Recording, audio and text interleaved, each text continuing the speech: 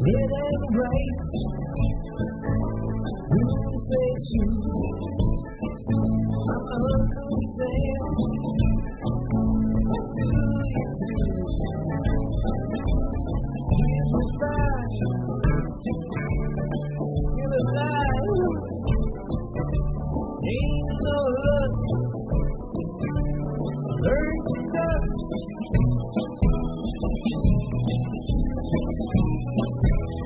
Check my pulse,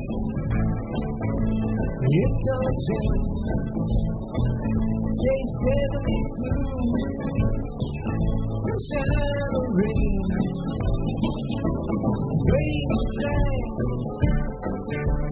pop the band, rock the boat, skin the coat.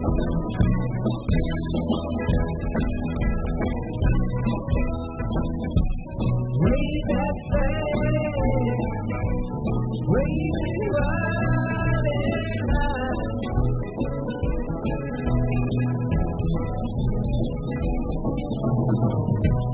Summertime gonna come and go.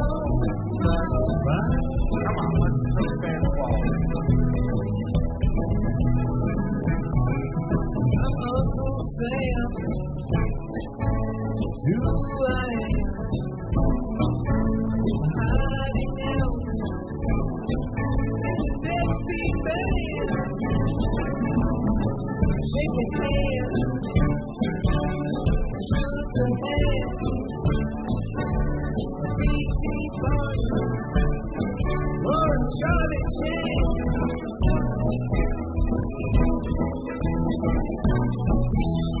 Giant shoes, lights your view.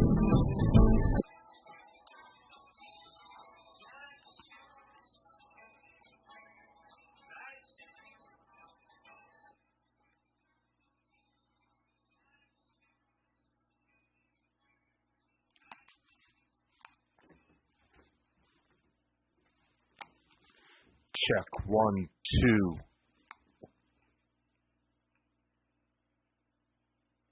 3, 4, 1, 2. Yeah, 1, 2, 3, 4. Yeah, 1, 2, 3, 4. Yeah, 1, 2, 3, 4. Yeah, 1, 2, 3, 4.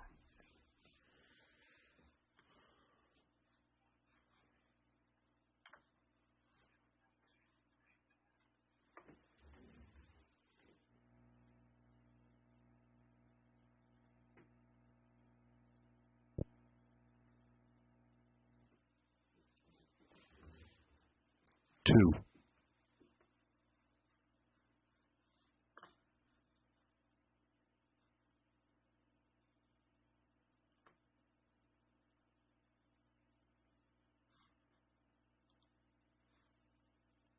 Where's that fucking widget?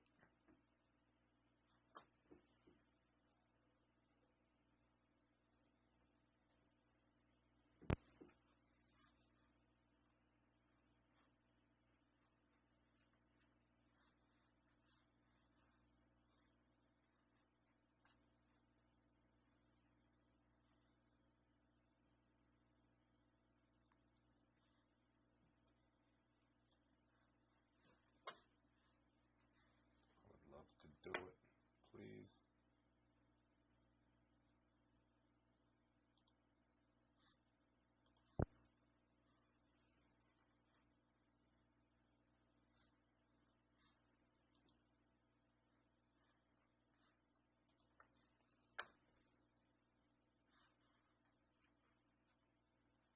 Two, 1, 2.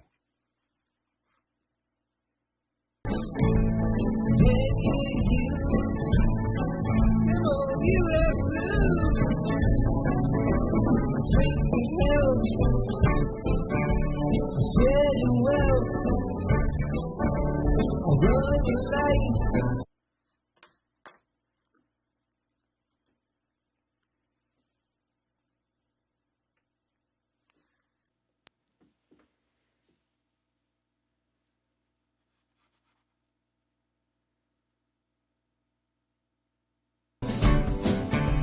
Steal your wife.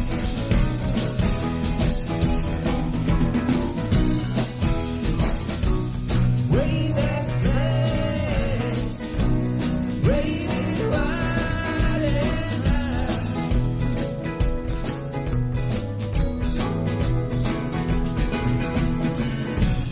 Summertime, come and go, my oh my.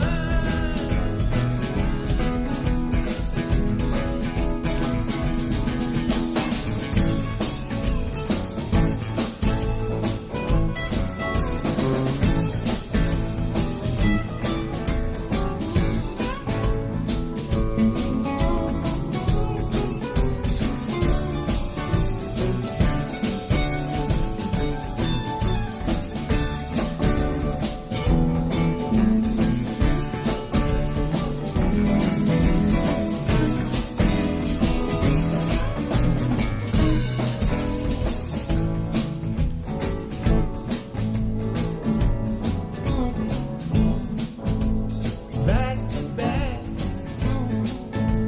chicken shack, son of a gun, better change your act. We're all confused, what's to lose? You can call this song the United States Blues.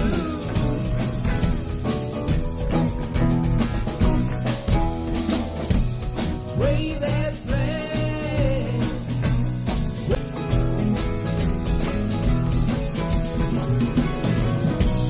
Summertime come and go, my oh my.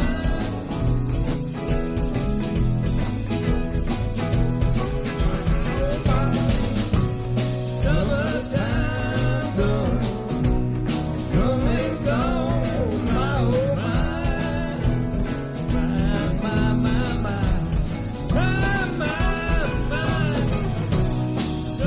Summertime come and go, my oh my.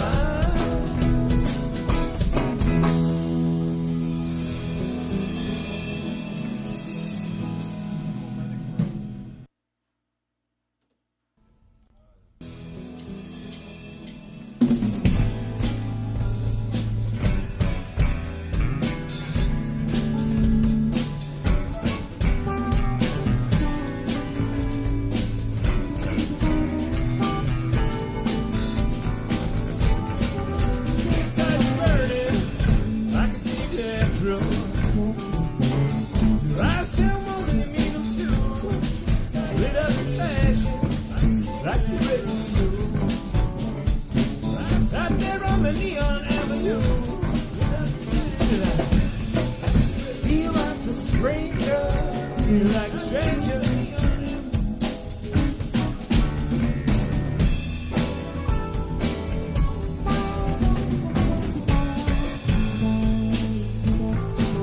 Well, the music's thundering, the rest isn't high. Keep firing glances across the room. I can't stop wondering just what you got. Get the feeling I'm gonna find out real soon. Still I feel like a stranger, just like a stranger.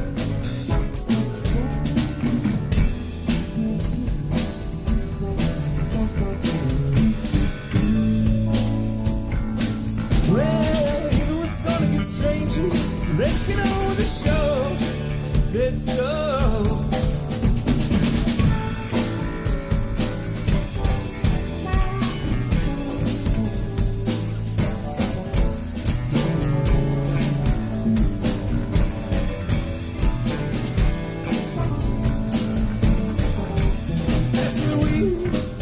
Smoking around midnight. Shoot me a look, say let's go. Yes, it feels about to run the red light. Now there ain't no point in looking behind us now. Still I feel like a stranger. Feel like a stranger.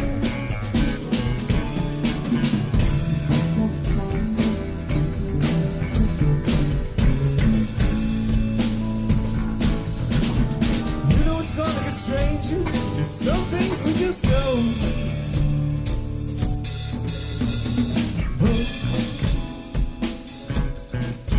Could this be love? Or how would I know? How would I know? How would I know?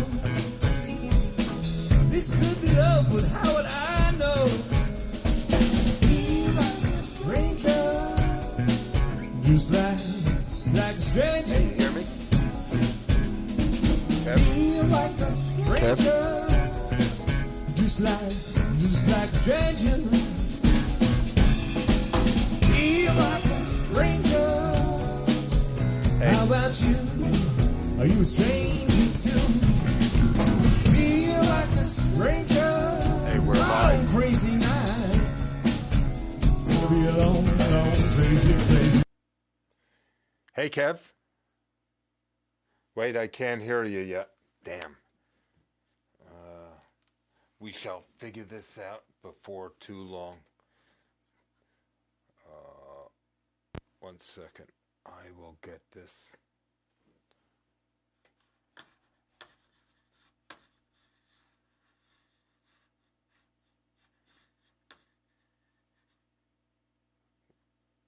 We are streaming, by the way, so don't do anything I don't want to see. Get rid of all that.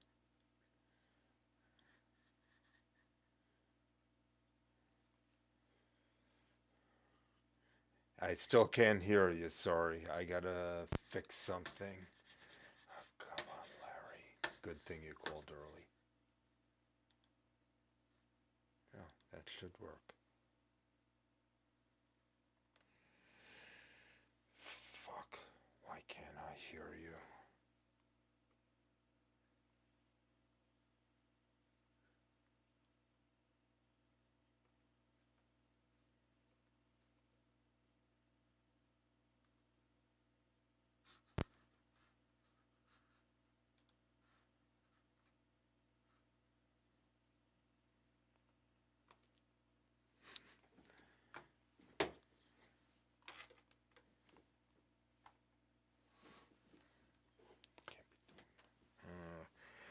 Come on, why can't I hear Kevin?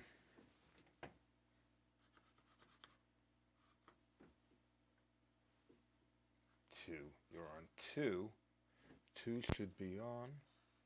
Where's my audio? Two.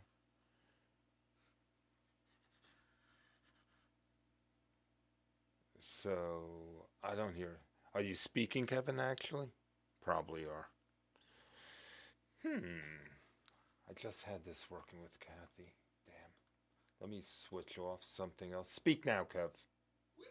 Okay. I hear you on speaker. So I'm now talking. speak. I'm Yeah. talking. I just Can had to you hear switch me? it back and forth. I hear you now. All right, whip-de-doo, baby. Okay, Talking now up the let's just get us set up on the screen here. Hey, Yes, Larry. sorry. So here is Kevin. Here is Larry. I just need to move Kevin. Do yourself a favor. Turn your thing landscape. Landscape, he says. Okay, I can actually do that. Let's see if I can get myself a stand here.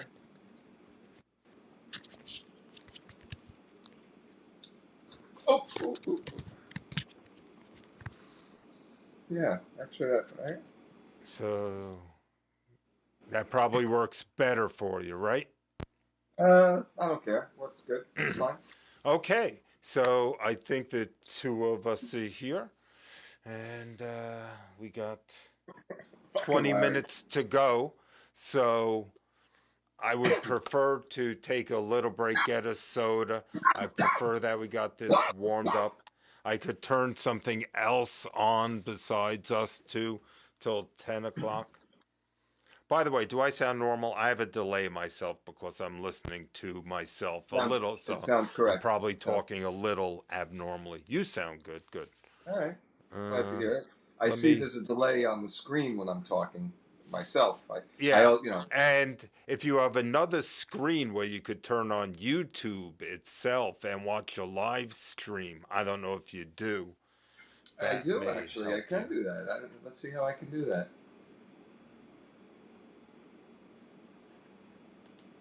Oh, I have to go to that thing you Well, gave me, see, right? So, here it is. yeah, hang on a fucking second. Hang on, the fuck am I? Inbox. Larry Gindorf. The Now, I motherfucking. hope that works because I turned it off and on. The link I gave may no longer work for all I know. Well, there it is. Yep, hold on. I got to turn it on. There it is. Yep, there I am. Hello! Okay, so that's good. So far we have 2 concurrent viewers. Uh, and you know what? You could type in chat. So that's what's good about you being on YouTube. So I'm going to say Kevin and Larry will really start at 10. Yes, Larry. You tell him. So if you type something, I'd love to see if it works. See if like a woo. I have to type. So where do I type? Oh, type chat. I see. Yeah, yeah. So Type, that's where top hopefully your friends no, will be live communicating chat. with us. Hello, can you hear me? Yeah. All right. Where am I typing shit? Oh, say something. In the chat, you know, where it says say something. Yeah. So you could type woo or whatever just to see what that looks like. Trying. I'm trying. I'm trying.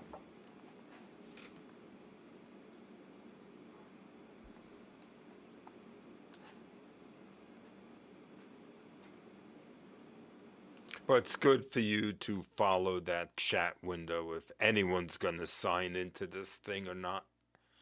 I don't really see a chat window for some reason. Where it It says, says say something yeah, but when I put on my the thing up, right. it says create a channel to join the chat. Nope. You let me see where you would type chat in. It would be something on the right. It's like, hey, let me log in as someone else. Let me log in as Larry Gindorf instead. Switch account. You really don't see it, huh? On the right side. I Don't think have I it did. maximized. What? Don't maximize it. I'm not. Live chat. All messages visible. Okay. And then I go down to fucking here. Say something. Okay. I'm trying to type. Nothing's happening. Create a channel. Okay, create a channel. No, you don't want to create a channel. Just where it says Kevin Forrester, you want to say something. It's like a blue line. It should have your little K. Yeah, but it's making me It's making me Maybe create a you're channel. not logged in. Are you not logged in? I think I am. It knows who I am. I don't know. Really? You I can't think type I that? am. I don't fucking know. I don't know if it knows who I am. Here, it's right here on the right side. Sorry. And down here, say something, and you type it. Yeah, my shit doesn't look like that, Larry, for some reason. Hold on. Yeah, I don't see that. My thing doesn't say that. My screen doesn't look like that. Yeah, anyway, it's a thing that would say chat and top chat. And I see that. But I'm telling you, when I click on that. Hang on.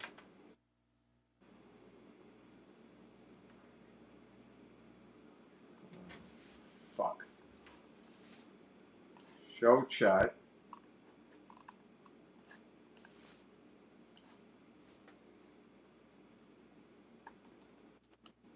Oh, there we go. Okay.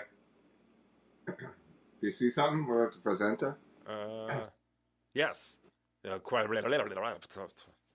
All right. So it Cool. works. Okay. So, anyway, while we're warming up, give me 5 minutes. I gotta pee. I gotta get a soda. I'm gonna turn on some music, turn us off. Just stay there. Of course, I don't want. I mean, you could go somewhere. Just leave your phone on. I would suggest getting it plugged in. It is. Okay, good thinking. And Thank you. so I'm gonna find some old music here. I'm gonna play it. And how the fuck do I cancel this? This fucking thing. Okay, there we are at. Yeah.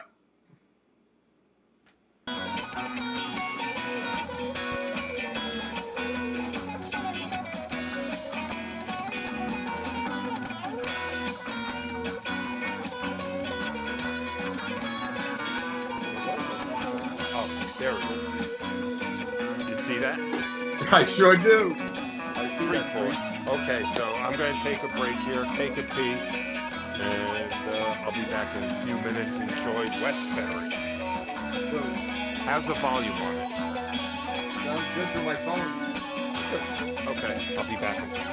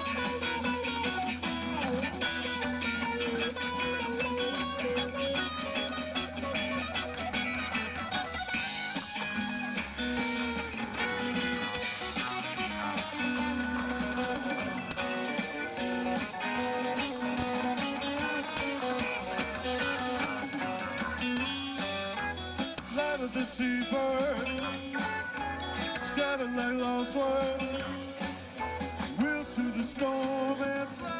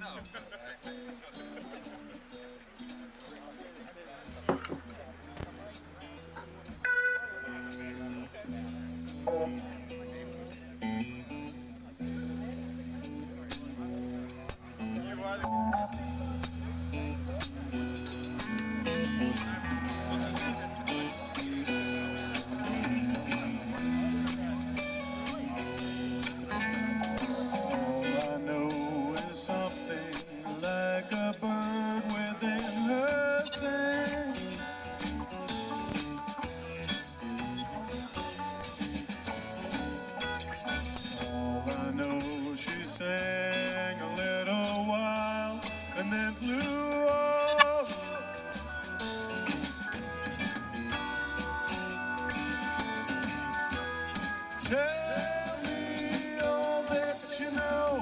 I'll show you snow and rain.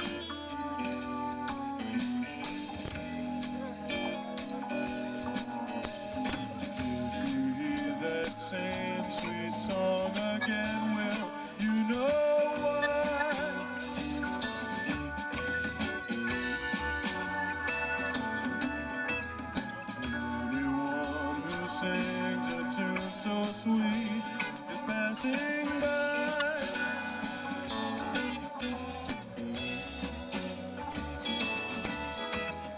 Left in the sunshine, sitting crying in the dawn. Light through the night.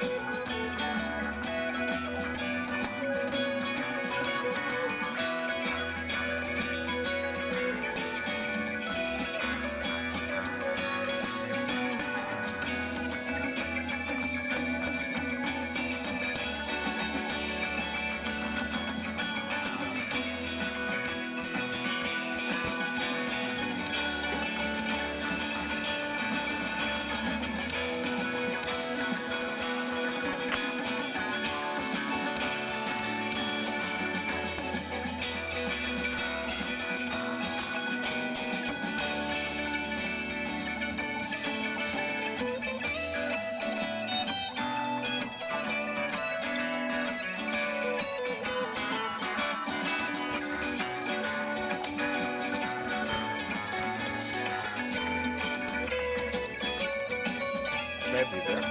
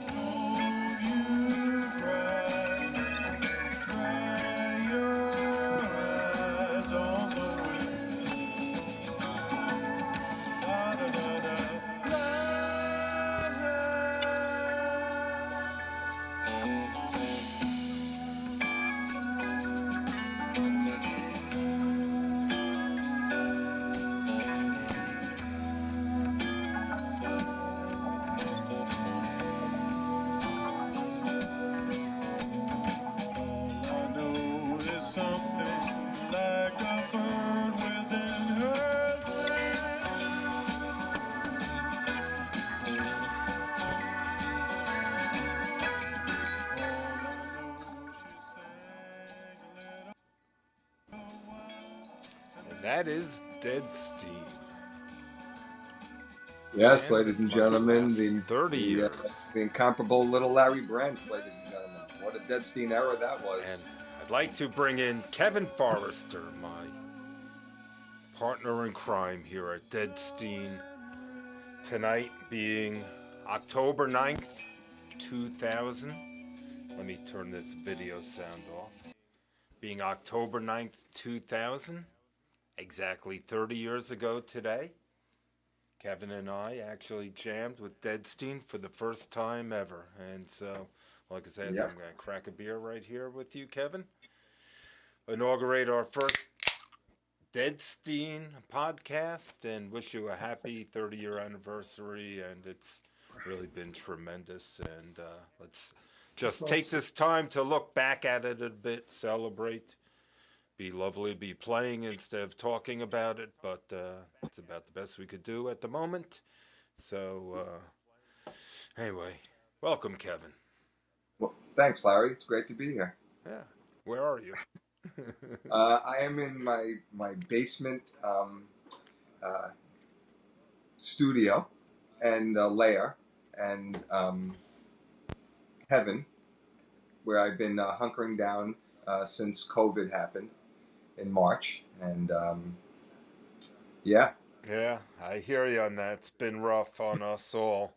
I mean, fortunately, we did get our first jam in the longest time, like last week, and it was such a pleasure to play. It's hard to imagine.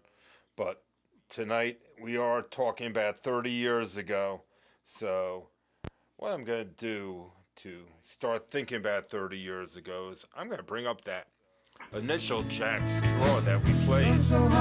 Did you hear it? So, this is us. Whoops, sorry. So give a listen to it. Catch the Detroit Lightning out of Santa Greg Fe. Shakers, I think that is, singing. Great Northern out of Cheyenne from sea to was a beautiful soundboard mix by Dennis. Gotta go to Tulsa. First train we can ride. Gotta settle one old score and once more for the prize. I believe that's Greg Jacobs, In the a place keyboardist a for the man first can band. hide. Keep him from the sun. Who's that? In a bed can give us rest now. That's Larry Brent. Keep us on the run. It wasn't me. I wasn't allowed to sing in those days. Sound good. Love the soundboard first mix. I'm ready to see that. That's pretty exciting to have that.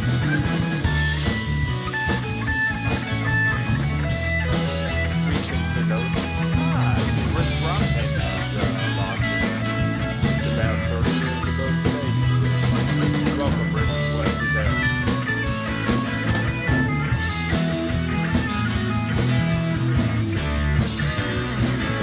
For those who don't know, Rich joined us about 3 or 4 years into Deadstein, I'm going to guess. Something like that. Kev, would you guess that? 3 or 4 years?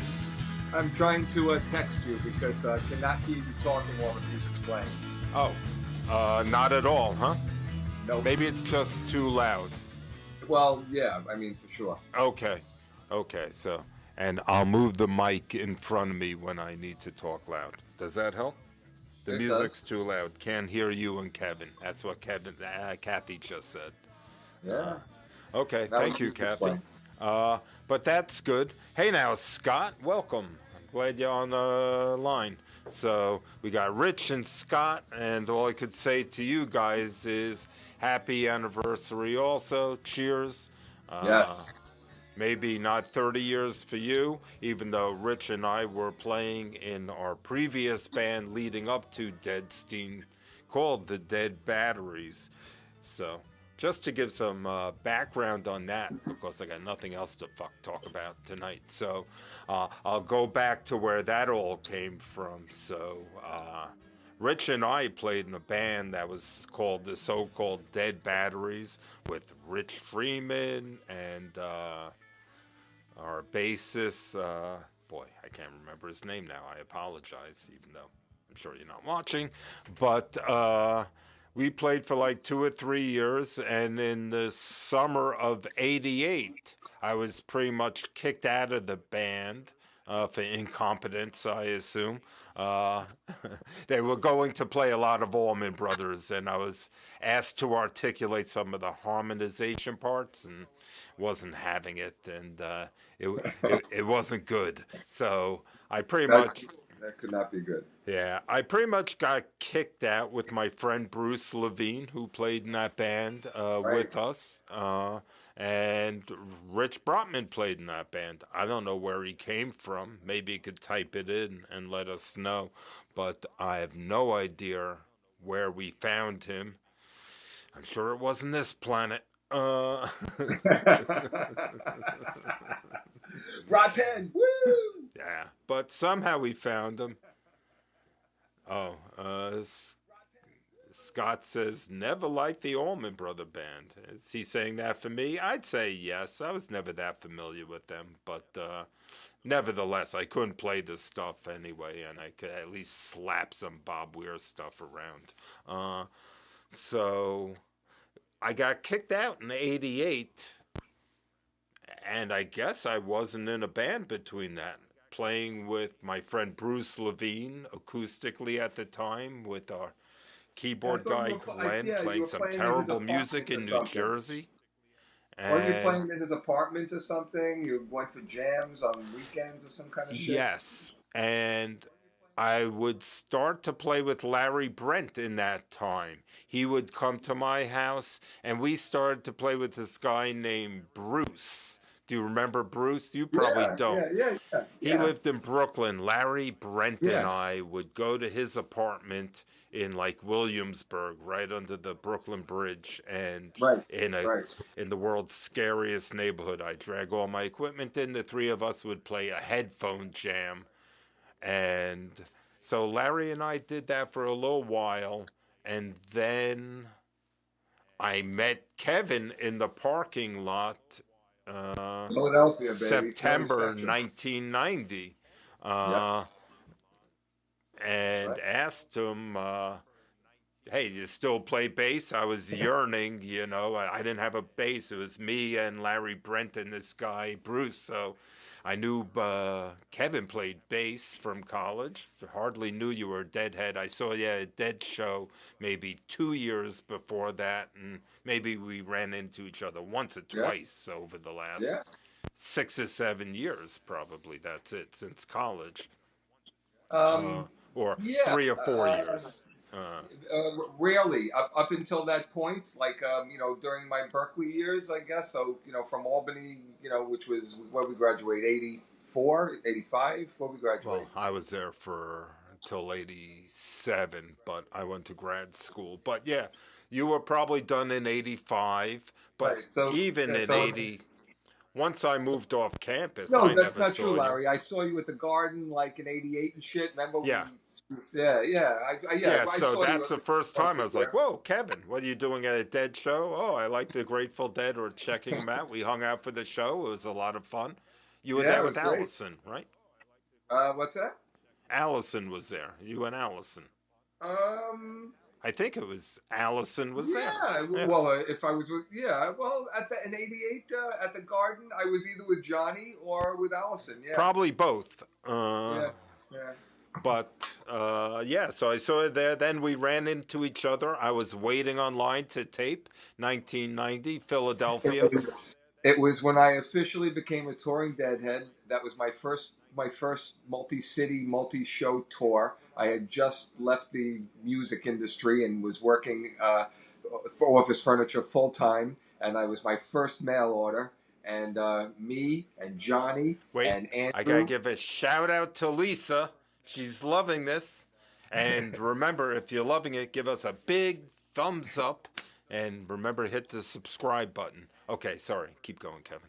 No, yeah, and yes, so it was my first whole touring thing, and I was staying at the hotel across the street with all those guys, Steele, Johnny, Andrew, and just fucking loving life. And I went in the parking lot, which is my favorite thing, and I was like, "Hey, let's go to the taper line and see if my friend, if Larry is, online. I bet he is." And that's exactly what happened. We just went to the taper line, just randomly. I was looking for you, just like, I bet he is. And there you were, like second online and shit. And said, "Hey, Yeah, do you it still was. play?" And I was like, "Still play? Do I?" Yeah, it was pretty cool that. And then I guess I don't know how I made the connection to Larry No, Menaker. you had told me that you were already jamming with these guys, and you had this really That's cool right. place to Though play already. You had already played with them once that's in right. For Richie's the studio, and when you said that and told me about Richie's studio, then I was in, and I was like, "Hey, I got a friend who plays drums. Can I bring him?" And you were like, "Yeah, sure." And that's why I brought Schwartz with me and Johnny, I hmm guess. That's right. I played once, probably 2 weeks, probably October or the end of September 1990, with Larry Menaker. Called me into a jam. I don't know if Rich Friedman was there or not, but maybe it was a Larry Brent jam, a Larry Gindorf jam, Larry Menaker. Yeah, Dennis yeah. would It have was run it it. was everybody but me, and I don't even know No, if there no, it was was another bass before player. you. So that's how I knew about this studio, to then try to hook up me and Kevin with the Larry Menaker, Larry Brent crew. Uh, so Because that Craig was was there it. too. I That first jammed. jam. What?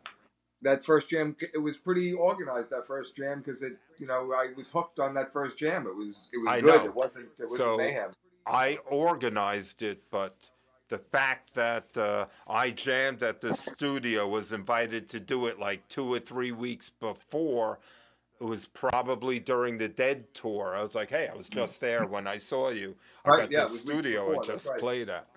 Uh, hey, Yeah, September, Scott and this just was sent me October an 9th. So yeah, it attachment. was probably 2 weeks after the tour ended. Ah, Because cool. after Scott Philly showing me a was, picture on the if TV. I'm not Thanks, Scott. mistaken, That's was cool. So Yeah, I hooked up the jam. I probably called Larry Menaker, and he said, "Yeah, Mm. okay." Called you, and we did it. You Yep. called Schwartz, and boom.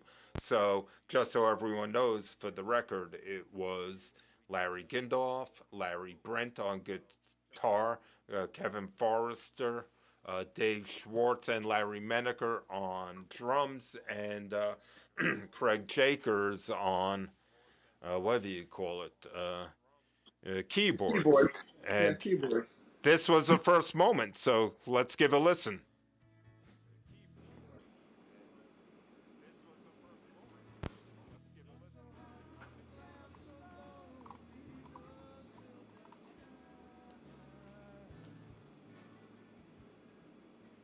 That's probably not working well for some reason. Yeah. Let me raise that. Oh, I'm all the way down. Come on, move faster.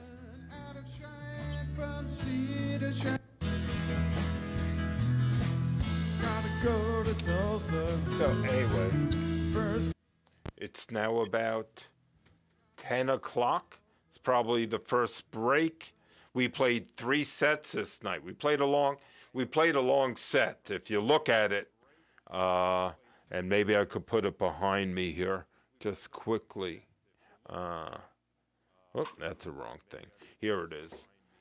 If you could see it, hey, 17 songs, 18 songs, if I look at it. We've tried to play this set many times through the years. Let me see if there I am. Look at me, huh? Kevin's not up there. That's one of my limitations, but still pretty good, huh? Give me a thumbs Yeah. up for that. Then remember to subscribe. Uh, so during this, look at that set list, and we've tried to do this many times over the years on the anniversary celebration and have trouble getting through it because it's such a chunky amount of music for playing the first time for a band. Come on, that's pretty impressive. Look at that. So around this time, 10 o'clock, we're probably around the shakedown. So let's give that a quick listen, see what we sound like 30 years ago right now.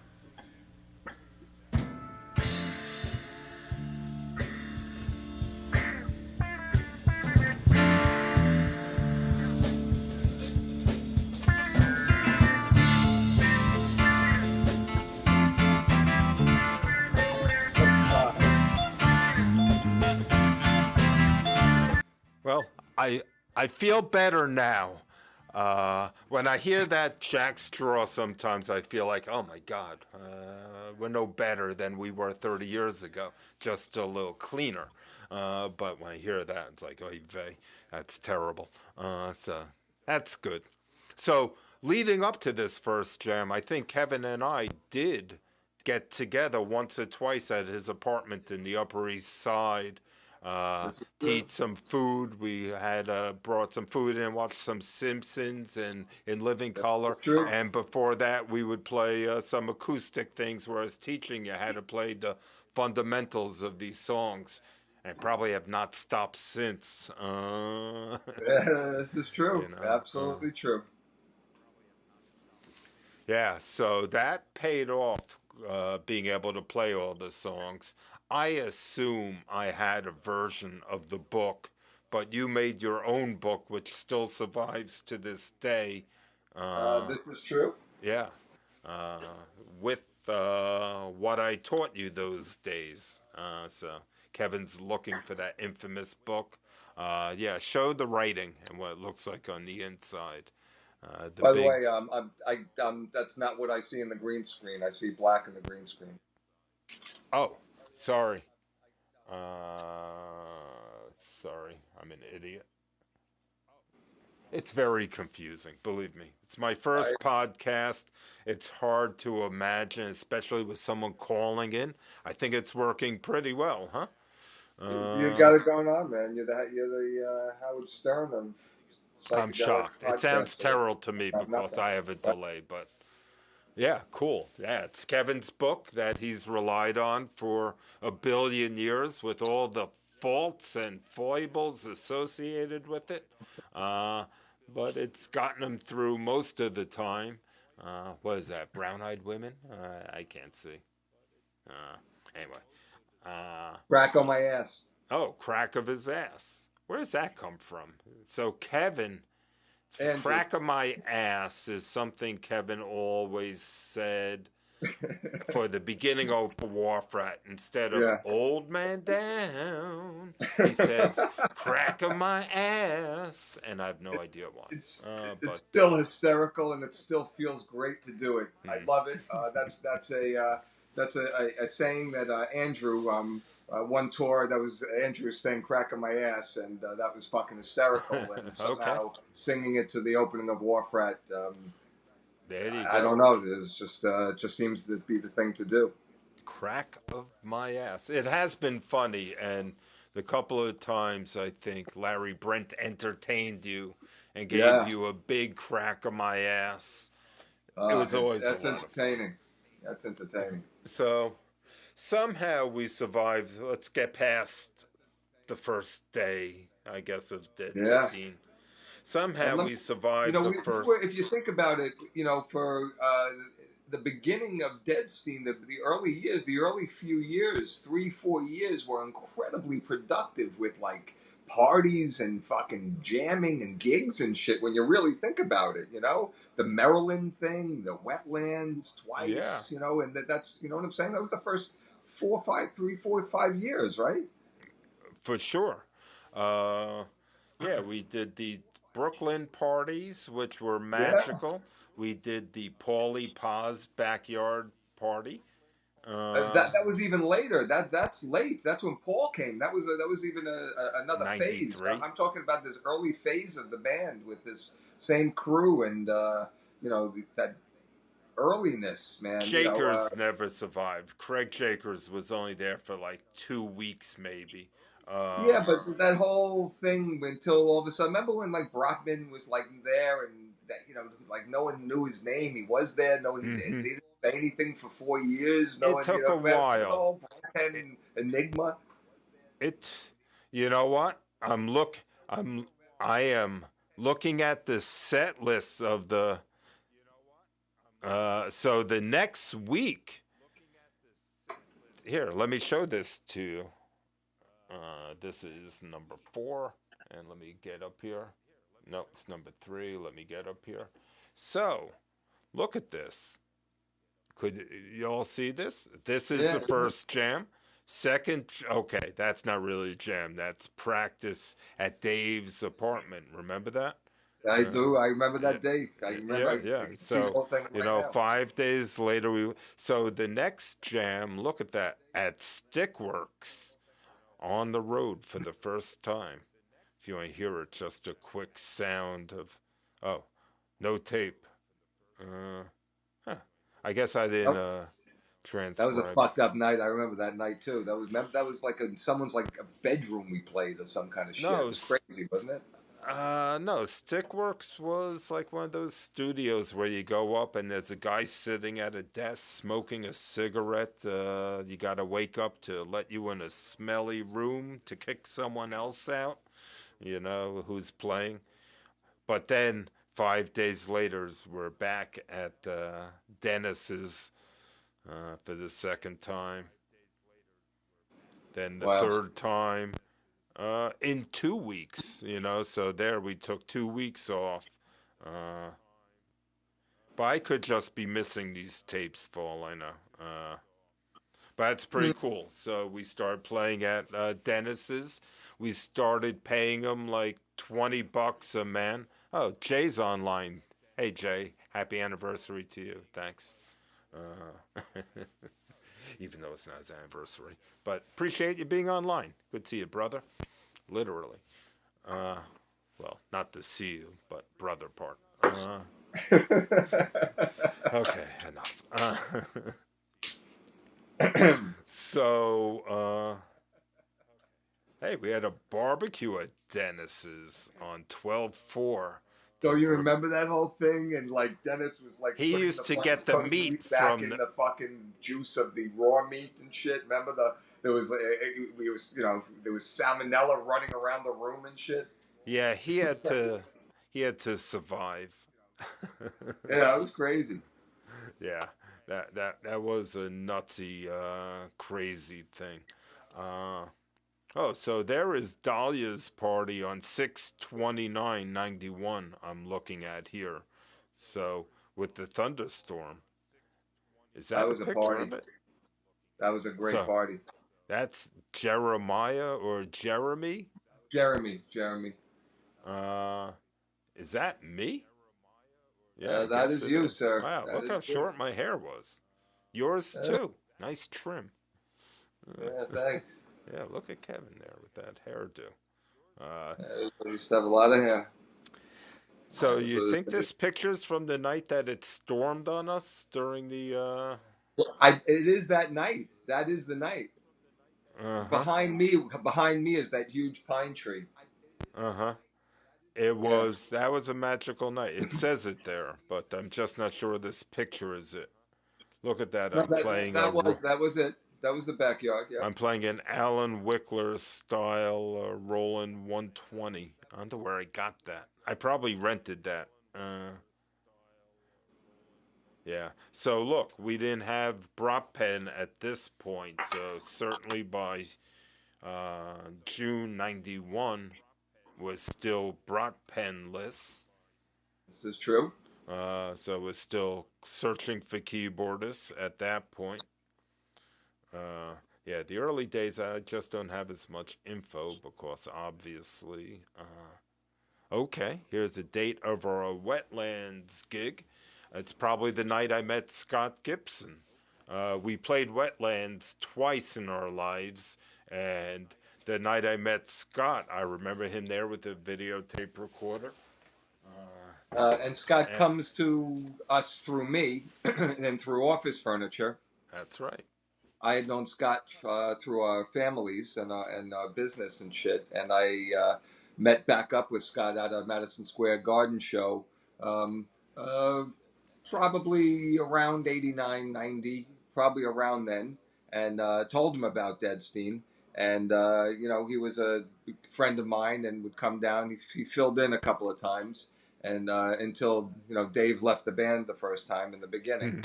And then that's how Scott, joined the band and that's what he was doing there that night. I invited him to come watch us play and shit.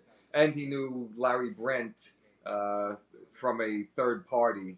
When I introduced him, they knew each other through whatever that fucking guy's name is. You know what I'm talking about. Who are we talking about Migden. again? Migden.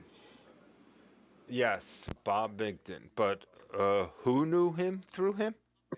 Larry Brent. No, the other person. Scott. Oh, Scott.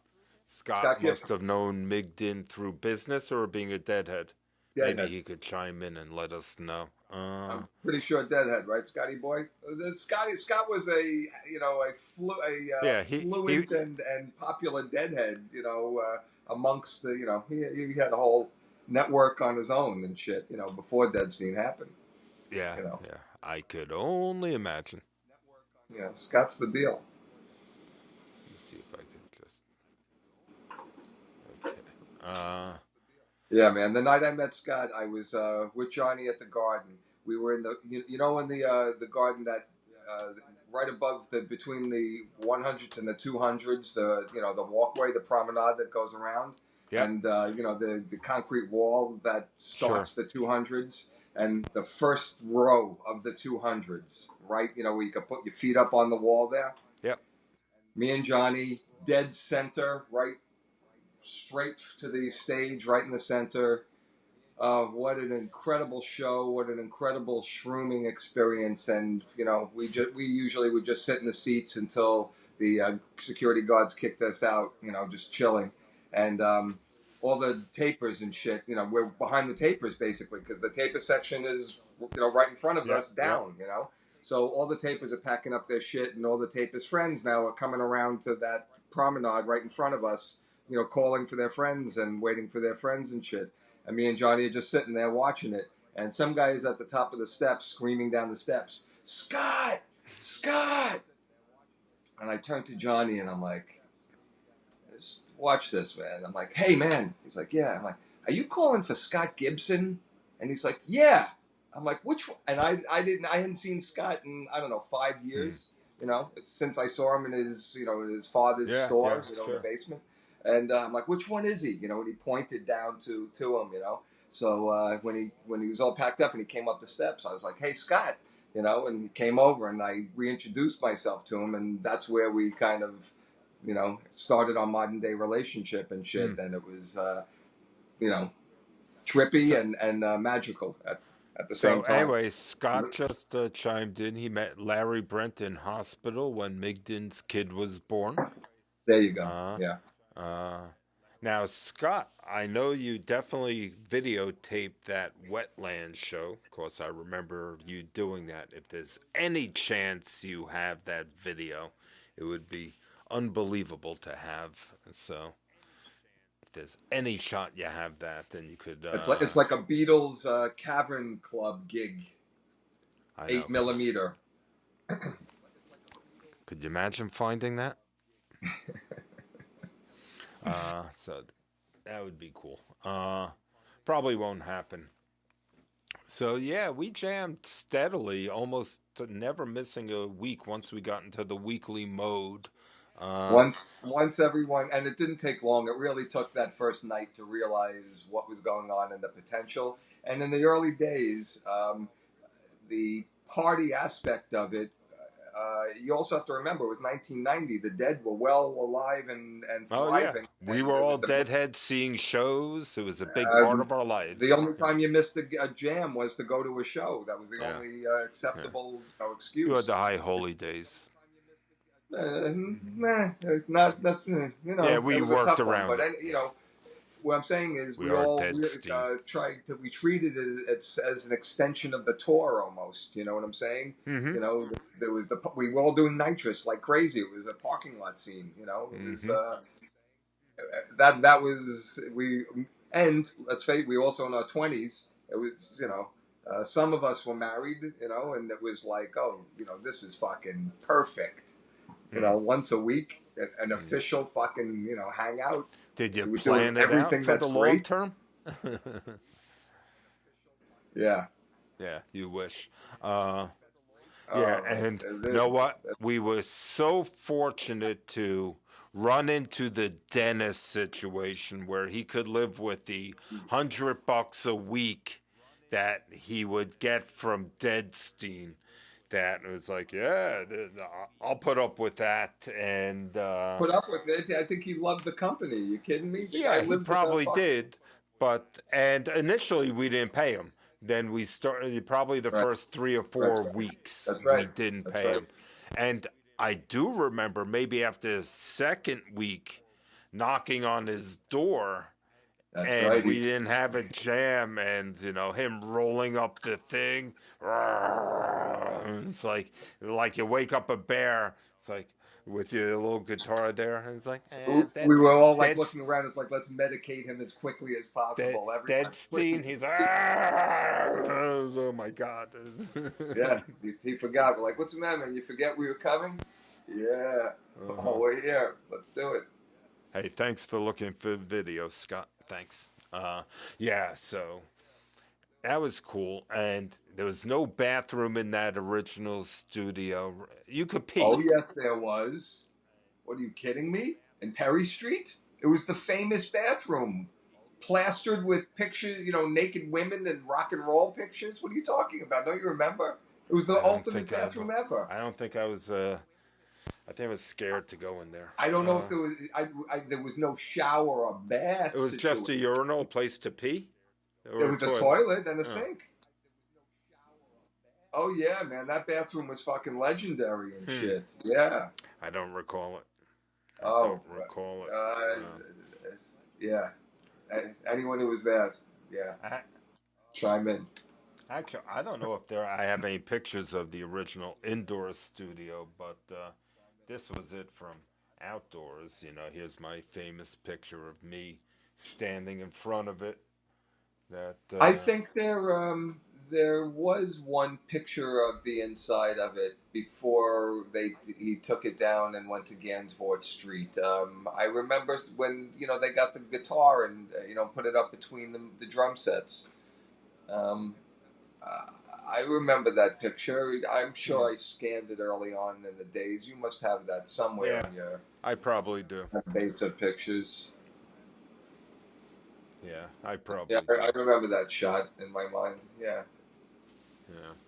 Also, it could have been Gansford. No, no, no, no. It was definitely Perry Street on the inside. The set of the drums, the whole thing, and not of us, but of the setup, Mm-hmm. the room. Mm-hmm. Yeah. Miss that And, place. So eventually, Dennis got kicked out of there as well as the asbestos guys. And the asbestos guys bought a place and set Dennis and Richie Havens up in yep, a in the new back. place. Kind of felt like the old place, just newer, nicer, less history. But Dennis made it feel Disgusting. rustic before you knew it. And that was a great place we played at for a couple of years till eventually that got gentrified into what it is today, or what it was 6 months ago. Uh, That seemed like a long time though that we were there. I don't think it was that long, because then we were. How long were we on the road then till we landed in Scott's place? And No, did no, no. It's the opposite. It's the, we weren't we went directly from Gansford to Scott. It's when Scott closed that we were in limbo from Scott's to Carroll's. really we went right Yeah. from. Yep. Don't you remember we took trips up from Perry Street to Scott's basement to check it out after we were Yes, discussing yes, what to okay. do and shit. And we were talking about going to my basement on Mm-hmm. 28th Street. Mm-hmm. That's right. And Hmm. Uh, wow. Think we could lease that place? for $1 trillion. Well, not It's now. Maybe we could now. probably a lot of places to lease. Uh, yeah. So we played in the news studio. So I'm trying to think, when did Rich come in? Cause I remember Dennis getting the B3, having that great B3 organ, which I would love to try to play now. But and remember, he didn't have it originally. Then somehow he obtained the B3, and he was loving it. And right around that time, Rich started playing with us, I recall. And I always thought, like, for that reason, Rich was a B3 player, and he's so Well, not that was then. the whole thing. That's Brad Penn was mysterious and shit. He just kind of fucking snuck in. He was like there somehow. Like he knew when to show up. Like I never even for years had any contact information or even conversations with him. For a number of years, Yeah. and I don't know how he knew we were playing each week. But he would just be there and play, and for a very long time at Dennis's. That was you're right. Mm-hmm. It's a little bit of a mystery. I Yeah. agree. Yeah, Scott says how ironic it is he lives right around the corner from 162. Yeah, it's pretty cool. Yeah, it's small world. Scott's always been around, Well, hey, Scott is a small world. Yes. Yes, Scott, you are the definition of small world, that's for sure. But 162 was pretty short, right? That was only for. I wonder if it says here. I think it was. You know what it was. I think it was 5 years at Perry, 5 years at. No, that's not true. Gansvort, I see, was still there in 96. I'm looking up the records now. Hmm. And so William Weiss is in 98. Gansvort probably ends through 97. I'm going through the end. Oh, okay, there it is. Uh, okay. First night of William Weiss, 7/30/97. Uh, 97. Wow. yeah, I'll show you the post. I keep going to number 4.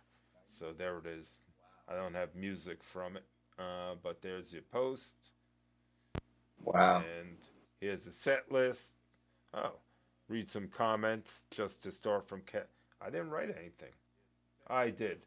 Welcome to William Weiss, the resiliency of Deadstein's Shine Tonight. We transitioned out of Dennis's and into William Weiss just like a Swiss watch, like a China Rider, a Scarlet Fire, Abbott and Costello into the Bowery Boys. You get the point. Yeah. You have to give Scott credit for pulling it all together and taking care of us. Uncle John's was the only song in the first set. I guess we probably took time to set up. It worked. Yeah, The yeah, vocals yeah, were exactly. unacceptable. Remember how terrible that PA was that we bought, that Yorkville thing? Yeah, Uh, I do. yeah, that really was terrible. Oh, Ben's Deli open till 9:30. Many briskets with gravy. I don't know about the briskets, but the gravy was very thick and uncalled for. I had the pastrami and corned beef. I guess the brisket was unavailable. The knish was soggy. Fries were like Nathan's and very good. The best thing about the place. Dr. Brown's Variety. So long, Snapple. What's up, Doc? That's nice. In the Yeah. end, literally, I don't like Ben's. It's just a little too sickening and not that good. I'm feeling a Well, we little. went with Ben's because it was across the street from Scott's store. Yeah, I understand that. Yeah, yeah. So, And anyway, so yeah, we well, hey, moved. you know what? Deadstein's food write-ups were as good as the music write-ups. You know, they were food. It was a whole art section. Yeah, so we Yeah. moved into Scott's in the Wisezoic era, as you see, I call it. Uh, and that's what we look like from the Wisezoic era. Is Allison pregnant there? Um, she Maybe could it's be just a pregnant with shirt. Sammy there. Yeah, look, because Alyssa's born and like a little baby. She could be. Yeah, It's possible. okay. Anyway, that's us starting the Wisezoic era, like the That Israelites. picture isn't from 1997 though. No, that's from Maryland, I believe. Right. And no, she was not pregnant in Maryland. No. Okay. Uh, and you just wrote here, well, like the Israelites and Chuck Berry, we have entered into the promised land, and it's good. Scotzo was beaming like a proud father of freak, God bless him. The limitless potential in the future will bring us into the golden era and evolution of Deadstein. It's exciting. Feel like Peter Minuet surveying the virgin landscape of Manhattan, imagining the Chrysler Building and Sabrett hot dog carts. You used to write nicely, Kevin. Very Thanks, nice. man. I appreciate it. You know, dude, it took 30 years to get the recognition, but I'll fucking take it. Thanks, Yeah, bro. yeah. It means a That's lot. nice. Even with all the equipment deficiencies, it sounded good while we were playing. The tapes all sounded good. Yeah, I guess I don't have the tapes from this posted or anything, but yeah. So Mm. anyway, that is. Let me get Kevin back up on screen here. Yeah. It's good shit, baby. 7/30/97, starting the William Weiss era, which went through. I'm looking through 98 now, and 99 we're still in William Weiss, and okay, looks like 2001. Yeah, that's right, And because 9/11, so 9/11, here we it were in is. Carols. 1/2/2001. The WW1 William Weiss Interiors, I guess that stands for, not That's World correct. War One. That's correct. William Weiss Okay. Interiors. The William Weiss ERA, Equal Rights Amendment, or Era. on average. The Era? William Weiss Interior era is sadly Era. over. Okay. The era is sadly over, but we will survive. That's what Jerry sang.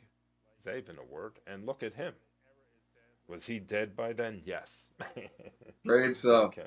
But we did survive so far, and that was 2001, and now it's 2020, so God knows. It's 20 years later, and we still are surviving. So, well, we're on a freaking podcast. I was about to say, bro, we're barely survived. God. So, anyway, that's the end of the William Weiss era at the beginning of 2001. And And you got to next remember week- how great that actually was, because out of all of the eras of Deadstein and phases of Deadstein, that was the only place that was our Ours. own, and we controlled it in every way. Thank you, Scott. And it felt really good while it lasted. It was the most fun jams, the most relaxing jams. Yeah, with the The food, we never yeah, were the able to food. It do was the food. food, the friends, the guests. Scott is the ultimate host. Scott's the Yeah, ultimate social guy, and yeah, so it was always had a feeling of that you were at a bar or a club or something. Or no, yeah. you know, I Your take that back. You clubhouse. were at your buddy's fucking basement. You were Yeah, literally at your buddy's basement, yeah. and all your friends were hanging out, and it was fucking amazing. Though, and to be honest, those were also for probably everyone, but me and Scott too. Those were fucking trying times and trying Hmm. business times and trying very stressful times. So those particular jams were fucking heaven, man. They were complete and utter escape, you know, and Hmm. uh, Yeah, we special. That was a special time. and you know what? Those are days of the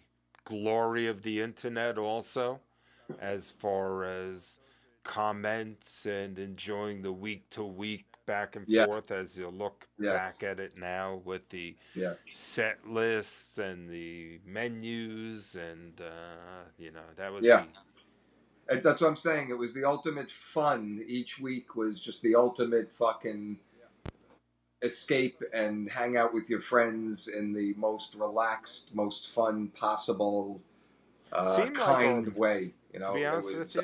it was the closest that we were extending. You know, the Dead and the tour and the feeling and vibe of that, and pretty successfully. You know, and that's I what that never was. It felt was the great. music was good there. It What was good? it seemed like we always had problems. What do you mean? It Well, we always sounded had good. We had a problems. terrible PA. We were always Yeah. mushy. I think we just, while we had fun there, it was good. I think we never acclimated to the room and always overplayed it.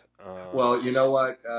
You know, of course, you know, Bring hey, you back know the what? It's comment 2020 page. and I everything agree. gets It's discussed tough, on the internet, Scott. and God bless everyone. But during the lead up to this, you played a very early Deadstein with Larry Brent, the brilliant LLB, and you know what? The problems of that you're describing are this is the sound of LLB. So Hmm. that mushiness and that playing and that Yeah, whatever, probably. whoever is talking, I've just heard it myself and was commenting that, wow, listen to that weirdo fucking like, Hmm. you And know, that was sound, you know, that was the the era of. undeadstein sound Sorry. of now, which is so completely open and individually distinct and not distorted in any way. You know, even when someone's playing with distortion, it's clean. You know what I'm Mm. saying? Back then, everything was, you know, and the sound of Larry Brent, uh, very distinct and very well what it is, but its essence is that noise, just Yeah, distorted it takes up noise, a and lot of room. Uh, and I probably took up a lot of room than you did. We had Brent and Trista fighting each other in those days, cause those were oh the well, classic well, that was Trista something Brent. else. You didn't, you know, that's a whole dynamic and a whole thing that happened that you're not that you're kind of glossing over. You Well, know, hey, I'd be what happy. actually happened was, you know, Trista, our friend from Albany that we knew from Albany, and you know, I mean, McGinn knew him better, I guess, lived with him, of course. I knew him from Albany and Dead shows and just hanging. I never played guitar with him in Albany, but at one point at Gansevoort Street, Trista was invited and he came with his amp and shit and his black Strat. And I was like, what the fuck is that, man? I didn't know he could, you know, when did he, you know, he plays like that, you know? And you were like, yeah, bye-bye. I'm like, we should probably play with this fucking guy. And I was, you know, so we started trying to invite him as much as possible, you know, and unfortunately, Larry Brent, you know, left a crack open at some point during He a quit.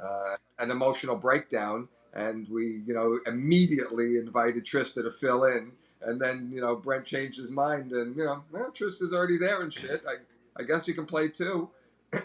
And they had their makeup where Larry's like, "Hey, I just want to say I have no hard feelings from the old times when and Trista's like, I don't know what the fuck you're talking about. Well, hey, man, I you have know, no feelings and no knowledge of anything you're discussing. Brent didn't really have a choice when it came down to it. So, he did make the better move. He didn't have a choice except to accept it and Hmm. not have hard feelings.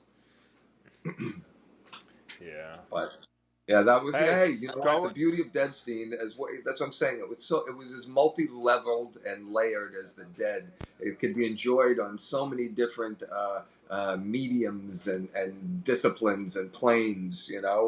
From art to gossip to Relaxation. to equipment Yeah. to whatever. And the drama in Deadstein was, oh my god, it was very heavy up until the very recent years, and I'm talking about the last 1, 2 years, Hmm. maybe, not 3 years, maybe. There's have been drama, much, much, much, much less drama. Even Hmm. though there is, there's Yeah. still fucking drama. It's. Somehow, that we have three drummers and two drum kits. Somehow Hmm. Deadstein has that. It's a nice drama, but shit, that I mean, happened with the earlier. You know, as consistent as you think we've been, hey, going through 30 years, it's really only Kevin and I that have been here the entire time. Now, Scott's been here for a big chunk of it, but he left for 3 or 4 years during the. Also, Uh, remember that so did Scott, Dave Schwartz. Dave Schwartz yeah, also left came and then came back. and came back. So, except for me playing rhythm and Yeah, that's Kevin just you and playing me. bass, we haven't been stable in any position. I That's mean, we right. felt like we was stable with Larry Brent for a long time. He felt It like we did. was, It felt. That's what I'm but saying. That era but felt much if longer you than it look was. back at it, he left. I don't know, 2000. 2000, 10 years, 2001 maybe. Right. Yeah, so he Everything was fell around apart for right about after 10 years, 9/11. Let's face it. The world fucking changed right then, and and that's that the first era, the golden era of Deadstein ended on 9/11 for yeah, sure. yeah, That yeah. that was the turning point, and that 9/11 definitely. That was 10 years into it. By then we were at Carol's, I We think. we were already What's at that? Carol's, yeah, Nine yeah. 11 to 11. So here, let's go to 9/11, and so we played 9/10/2001, right? It's That's the fucked up 2001, right? thing, man. We played the day before. So Day here it before. is. A small night of carols to mark the beginning of 8-track recording. Just a night, just like any other night.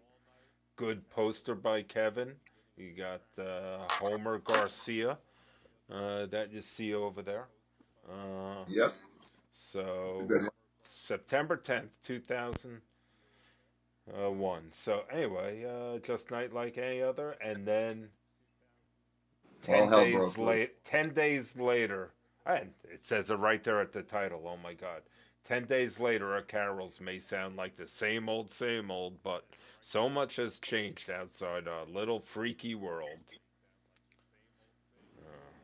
Anyway, talking Yeah, about that was that. Johnny Hey, and man, Hoko that was. are now married, and the Twin Towers are no more. Two unbelievable events no one would ever imagine would happen. Yeah, man, Yeah, so. crazy. That was insane. That was brutal. That And was pretty intense. Trista's comment to all of it, any day except Wednesday is good for me. And you know what? That's the best thing I could see. And that's all I want to hear. Tell me Yeah. when you're coming, Trista. I'm all Yeah. about it. So, yeah, that's 9/11 we lived through. Came back like It's true. a Nine. week It was later. brutal, and not all of us came back. 9/11.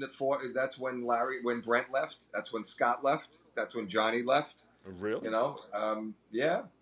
And Dave Schwartz only stayed for probably 2 more years because I believe, the Coffee Boy era started. And then, if you think about it, we had some depressing eras where it looked like Deadstein was holding on by a thread.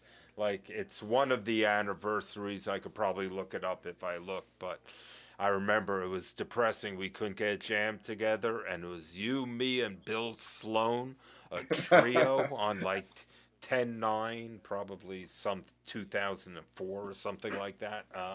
And it was really depressing. And No, you know what? That's not that bad. You know what? Compare, you know, but believe me, I couldn't play in the lens lead of guitar 2020, then. it's not that I, bad.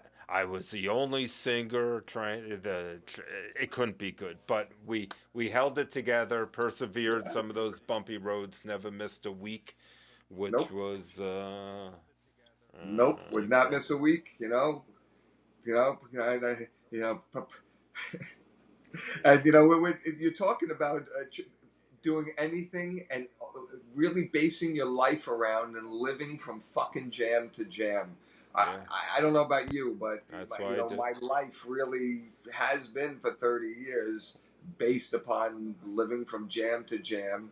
Yeah, And I'm well, talking about in the midst of everything from your wife having children and hoping she gives birth on a non-jam day or right after the jam. So I have 6 days before I have to breach the subject of going to a jam, or your father having a heart attack, and can you deal with it until I get yeah. until tomorrow, Yeah, type well, of I thing. don't know about you, but my weeks have been structured around downloading tapes, making a mix down, and getting it done Right. and uploaded, and doing a posting on a weekly cycle that has been quite rigorous, believe me. So, you know, I can it's, imagine. yeah, Well, hey, it's, that's I mean, I didn't have all again, the that's why you don't obligations have all you kids. guys did, but yeah, keeping the Deadstein thing going, it's an effort, Uh, that's Work. for sure. Oh, hey, this hasn't happened by any means by happenstance. Even if we were to be able to get the weekly jam going somehow and keep that consistent, the website itself, deadstein.com, has without question been the thing that has taken it to the next level, Mm. and made it something else and sustainable on a different plane. So Yeah, yeah, yeah, yeah. So the whole virtual world of Deadstein. Uh, whoops. Uh, it's been cool. So yeah. What else? and wait, so you got Carol's original place, and then Carol's moved, Yeah. So we and we and spent then a lot of we time were at on the road again Smash, during that period. and we spent a lot of time at Smash Studios, Smash, yeah, where we and brought on the Coffee music Boy. building and those other places, ultrasound and shit, Yep. all those interim fucking places. Yep. And then we had None a of that little. was doing. And then around the 2002 era was around when Therese came in, and we started all that work with her, working toward some of those gigs, playing a lot with Coffee Boy. I'm looking Right. at. Well, that's right. That's when we I was when Dave left or was asked to leave for Coffee to play, and with one drummer, we had one drummer for many years. Yep. Coffee played by himself for many years until Scott came back. And that Therese experiment happened, that 2 year experiment of Therese, and that was a good thing. That was a great thing in elevation of our playing, our musical playing as a band. That was Eh, the best, tightest, we ever were, as I musicians, felt there was. the unit, one drummer, Coffee, I felt there was a Trista, you, little me, lost in Brad time. Penn, and Therese. That was a hot little unit there. Eh, I, You didn't think so? no, I did not. Really? I think we kind of just was stagnant during that whole Therese thing, and no, Well, it was stagnant in one way, but progressive in another. Mhm. Yes, we were playing the same thing over and over again, but we were progressing because we were getting tight and good as a band and being able to Yeah. play songs, at a different light, not as a improv So situation, but as speaking a of which, performance, and a polished performance. speaking of which, let's give it a look.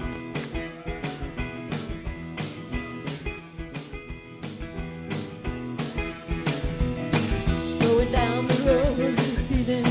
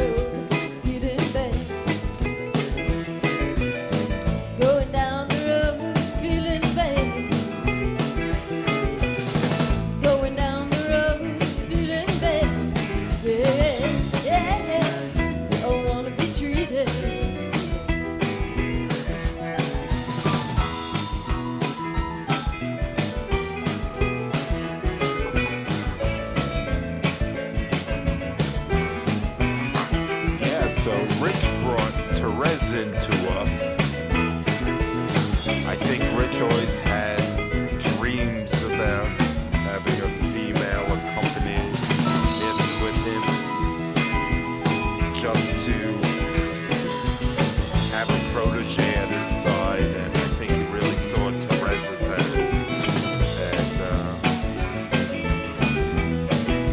yeah, in the end, Teresa ends up being a wonderful person who really likes us, and we like her, and really has been a great time with her. A few times she's been back to us in recent years. We've had a few really nice, enjoyable jams with her. That surprises us how good it is.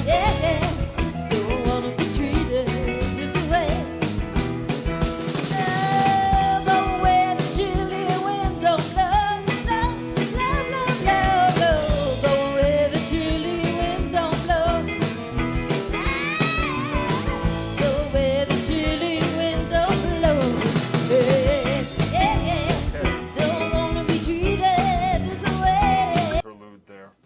Huh? Yeah, what Deadstein has always lacked was, singing. And, Yeah. when we get any type of buddy who can sing anything good, we tend to jump at it, and it makes us better. Oh, And yeah. that's what that whole thing was. It was an interesting experiment. I think it made us better, Yeah. and it brought us to the next level, because we did that for 2 years at Carol's. And one day the door opens and Scott walks in and says, "Hey, I'm here. I'm available."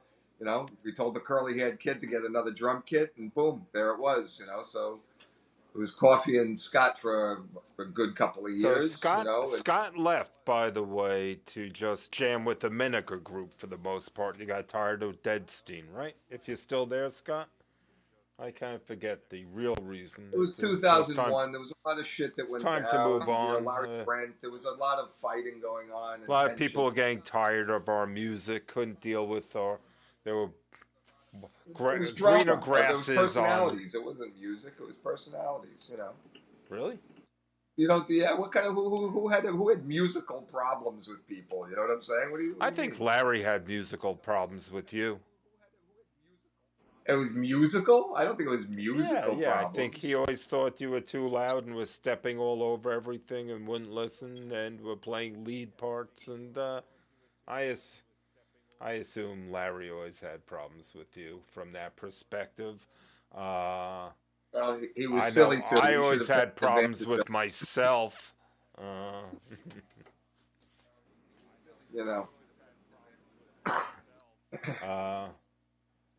So I'm trying to think. Larry Brent had plenty of issues. Believe me, I was just one of them. You were just one of many, of course. So Carroll's 55th Street. That's where we are. Okay, so we were at the other Carroll's. Smash, I still see we're at 2004. Well, that's the interim. That's in the between interim Carol's between- downtown and Carol's uptown. So Smash was all of 2004 until, oh no, you know what? Carroll's 41st Street, May of 2004. Played Ludlow Street. Well, you know what it was? When we were one drummer, we could go anywhere. And so if I remember correctly, when we were one drummer, we were thinking Carol's was too expensive, and we went to a cheaper place. Yeah. For one drummer, and that we were everywhere. And then Coffee Boy, brought us a whole new palette of people, all his Bayside pals and stuff. And we started playing, and with other people. That's where Ludlow Street came from and shit. That's His buddy right. had a studio down there. And, Yeah, so we met all those guys. That was very nice for a while. That was an interesting. That was a good era. during that Bayside one Al phase. and all the Bayside Russ. Those guys helped us out through many a week jam where we were not getting. Fucking Bayside Al. That guy was fucking Yeah. the coolest, man. Yeah. And filling in for the lead guitar, which we were missing at that time, because Andy wasn't around a lot, so I was just playing sometimes. the lead, but you would have Al, so we were always trying to find the other lead guitarist still at that point until I guess it wasn't until the Wickler era that I really started focusing on lead guitar, which was a big transformation for me, to be honest with you, as Sure. just to be able to really focus on lead as opposed to just Bob. Yeah, well, you decided, yeah, and one of your many things, your many hobbies and interests of the time, one of them rolled around. It started to be guitar, and you started to, formally, address guitar and shit and learn it, and Well, you know what? that That's before changed the my whole thing. jazz You did stuff, that for a which while. my jazz stuff's only like 4 years where I really focus on guitar, but No, but you. There was a point where you started digging into it. Jazz was the hmm, culmination of you learning stuff and yeah. like getting into it. Uh, Concentrating on playing and getting better, I guess, and playing lead, which was out of necessity at the time. Yeah, it was. So we had the Jason era, so he joined us for a while. Jason. So I don't want to forget about him because he was pretty significant. Because A, he taught me several great things in my life.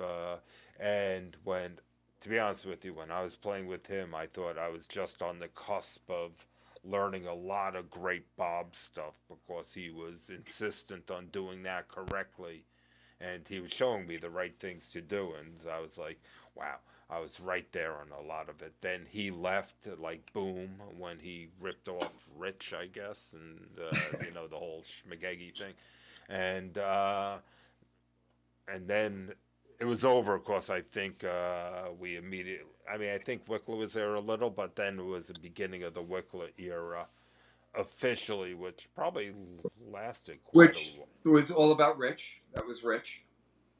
Yep. You also have to remember, Rich was doing a lot of that's right, impresario work. He was always looking for someone to produce and someone to pull into Deadstein. Usually women. Remember Donna? You had the whole Donna Yes, we thing had the too. I don't Donna remember thing. what fucking era that was, but he's Yeah. always inviting some fucking people to come. There was Therese. Some of it works out and it's good and shit, and some of it's Wickler, and Hmm. All of it's he good though. In the end, all these people we've played with throughout the years have been phenomenal. That Oh, without question, yeah. and absolute additions and the reasons for the growth and you know how we've made it to 30 years sitting in our basements. Yeah, you know what? Not caring. Like I'm even looking here. 116 2007. Scott's friend Hiram sits in on Hiram, guitar to help us keep the groove going. I remember Hiram. Oh well, that's also Scotty. Also likes to invite people. Oh Scotty's boy. the king of inviting people. Scott's Bob Dylan looking friend, that's the way I described him, came in with his beautiful 65 Strat and tray of goodies to give us some tasty moments filling in the lead spot for the first time most of us had met him. Okay, whatever. Not the best English or the Yeah, biggest yeah, host. yeah. We played with a lot of people. Hey, back in fucking back in the transition of going from Gansevoort Street to Scott, I remember, in one of our posts, we had a list of our, Yeah. friends, and extended family members of Deadstein and Oh, people who I have still played have with that. us. I The have list that at this list on point must the be fucking website here. I'll endless. find it for you. The Uh, list now must be, you know what I'm oh, I saying? haven't. If you compile the list of all the people that played, with Deadstein over the years. Yeah. It's a lot. Let me see if I have that Hey, list. famous people have played with us, from Richie to the Oh, Fowls. here's the old here's the old members page. I found it for you. So I don't know what year this is from, but this Well, is by the lineup, it tells you it's from the. It's 2001 to no, no, no. That's right after Therese. That's post Therese. So it must be 2004. 2004. Yeah. So anyway, here was then with the originals. that we spoke about. Even though Jake, I call him Jake. What was it? That you, Craig that's his name. Jakers. Okay. That's his name, Jake. Yeah. Okay. Then we have recent releases. Look at You, that. we forgot the Mini whole T and Poison Golo fucking Poisigola. Forgot about the Poisigola era, as well as the Paul Cohen era. By the way, we didn't mention that era, which was nice and That was had. crazy. That was a whole crazy time. Hey, there was a whole festival at his house and shit. It was crazy. Yeah. I think for the first time, like when Paul played with us, we Paulie had a Paz. We didn't even talk great, about the yeah, whole Paulie Paulie Paz Paz, thing. that we had a great sounding something in the band, that just rose above all the other nonsense that we do. Uh, Yeah, if well, you know we it. were great when Paulie played with us. Yeah, I agree. What's Scott saying? What about Touch a Grey Dude? Who's that? Is Oh, that the you mean the trucking Jerry dude? impersonator that Yeah, the came to Jerry dances? impersonator with the Jewish accent. That guy was classic. The guy who originally recorded, "They're Coming to Take Me Away." Yes, his claim to fame. And, if we only had that video. We had that video, didn't we? Oh, I've seen that video. I've seen about it. I've seen it. Yeah, Yeah. you had it. You had I, it. I don't know what that is. So anyway, the rest we have Riley listed here. Hey, those early days with some of these characters between Well, that's what I'm Riley, saying. It was like Richie hanging out in the Havens, parking lot, man. Hanging out in the Benson, parking lot at a show. Dino, Tony Orlando. Remember fucking Tony Orlando? I do. Phoenix, the overhead projector artist, the midget. I shouldn't even be writing that anymore. Moskowitz and JC. Okay, Tennessee Jed was one of the keyboardists. Yeah, Jeremy, the other keyboardist. Stagger Lee. I mean, we haven't gotten back to him since he's a more recent addition, but hey. We haven't gotten up to him No, because I'm just saying. because Coffee hasn't left yet. Yeah, but Stagger played with us like one or two times in the early days. Yeah, It's probably we the called only. him to fill in and shit, and I remember meeting him in Penn Station at like 11:30 at night on the way home or something, and running into him, and saying, "Hey, you got to play with us." I also in the interim between Dead Batteries and Deadstein, like 31 years ago, I had a jam with Larry Brent, Lee at his parents' old house. I think his parents had both just died at this point, and he was like looking to get rid of the house, so it was kind of like an empty house, and we all went up there, like me, Larry Brent, Lee had I don't think he had drums, he probably had his congas, and Doug Schmel, who sang for us, and we had a jam up there. It was kind of a lot of fun. So I had a jam with Lee then. That sounds like a lot of fun, actually. Yeah. The Cool and the Gang guy. Remember that guy? I do. He Yeah, was I phenomenal. absolutely do. During a deal, I think he played the end of it, and it was amazing. He was in Cool in the Gang. Yeah. So then, besides whatever you call him, Poisey Poiso, you had his brother Snappy Poisey Poiso, right? Yeah, that's right. Snappy They're Golo was different. his brother. Then we had Phyllis speak. So I don't know why I have her listed, but I have Phyllis and Andrew Cohn. She used to come hang out. Did she? Yeah, she was my touring partner. I used to go with her to shows. She used to come to Deadstein a lot. Yeah. Okay. Yeah. Phyllis, Andrew Cohn, Steele, Jeff Hennefeld. He played guitar. He was our lead guitar player for like months, like a good. Yeah, a little chunk. short Jewish guy, right? Yeah. Okay. Steele's ex Jerry. Johnny Depeche. Okay, who's that again?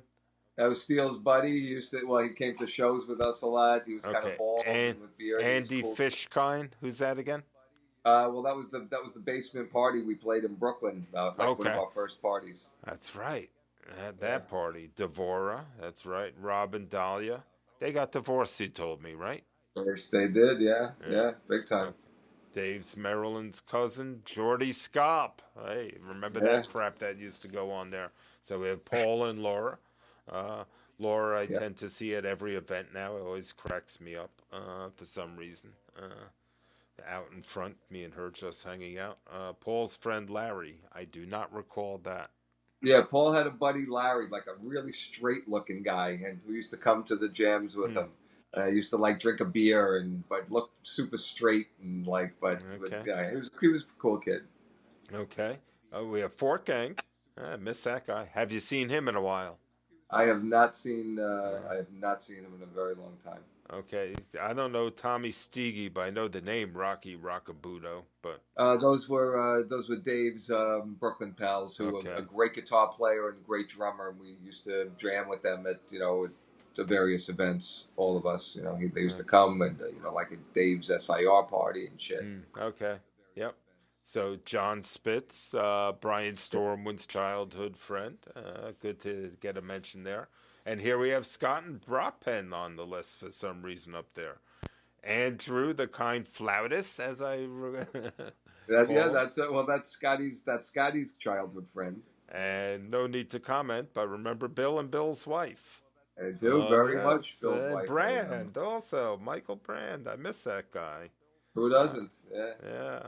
And Spillboy. yeah, that guy was Spillboy. fucked up, huh? Hey, Spillboy. He's reached out to me over. He plays guitar and used to post stuff on like Facebook like Really? 10 years ago. Just himself playing or like playing at, I don't know, Thanksgiving dinner. It was like some stuff you wouldn't want to post. I've posted a lot of horrible music in my life, probably more bad music than anyone has posted in the world, but he's posting bad music. Patrick, I don't remember Patrick. I kind Yeah, of do. he worked at William Weiss. He Yeah, worked. yeah, yeah. I kind of do, not really.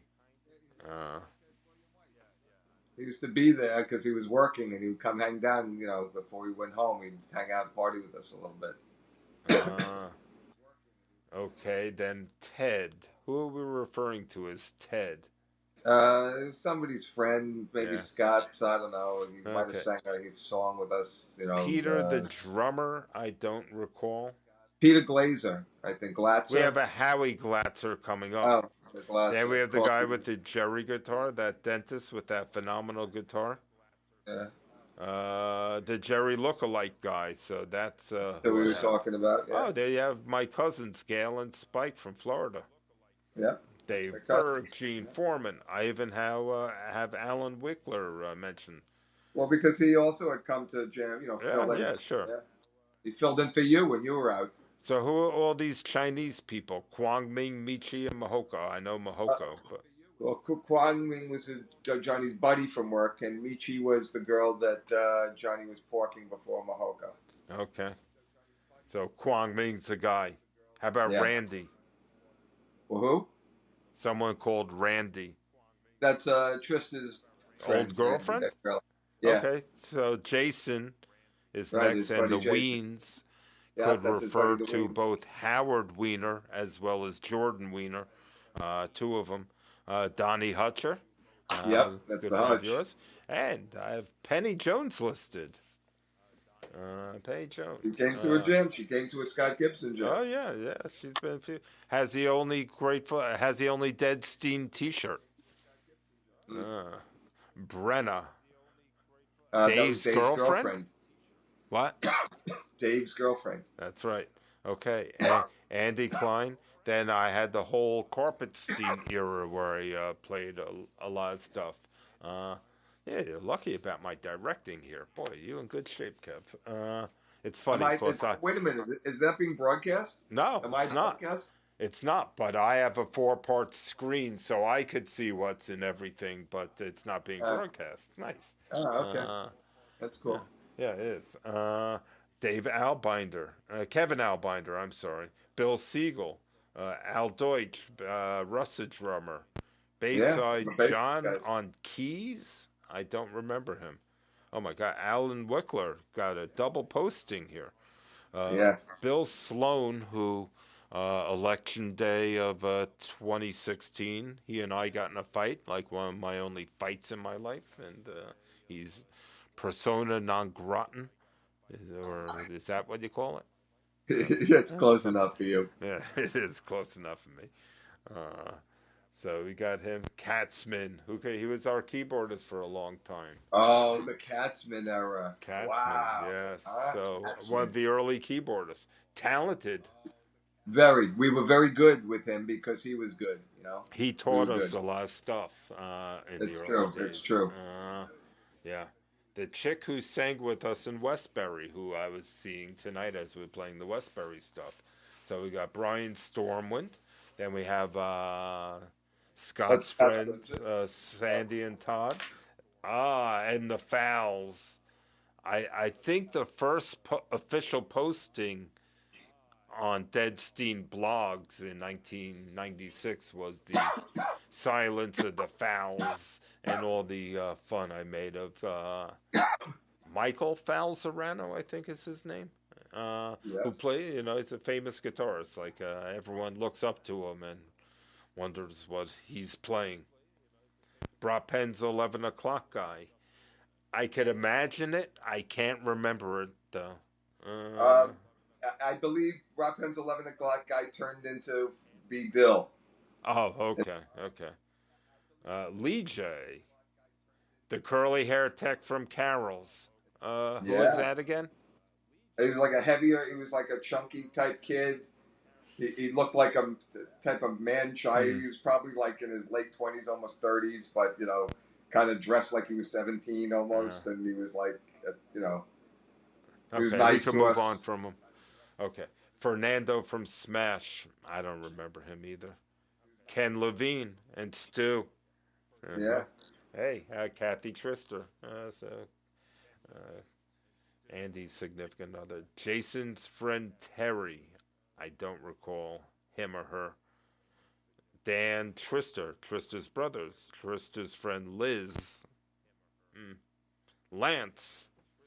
Sea Cat and the Fleas. Uh, Sandy Fetter, Rich Freeman. Okay, almost done with this.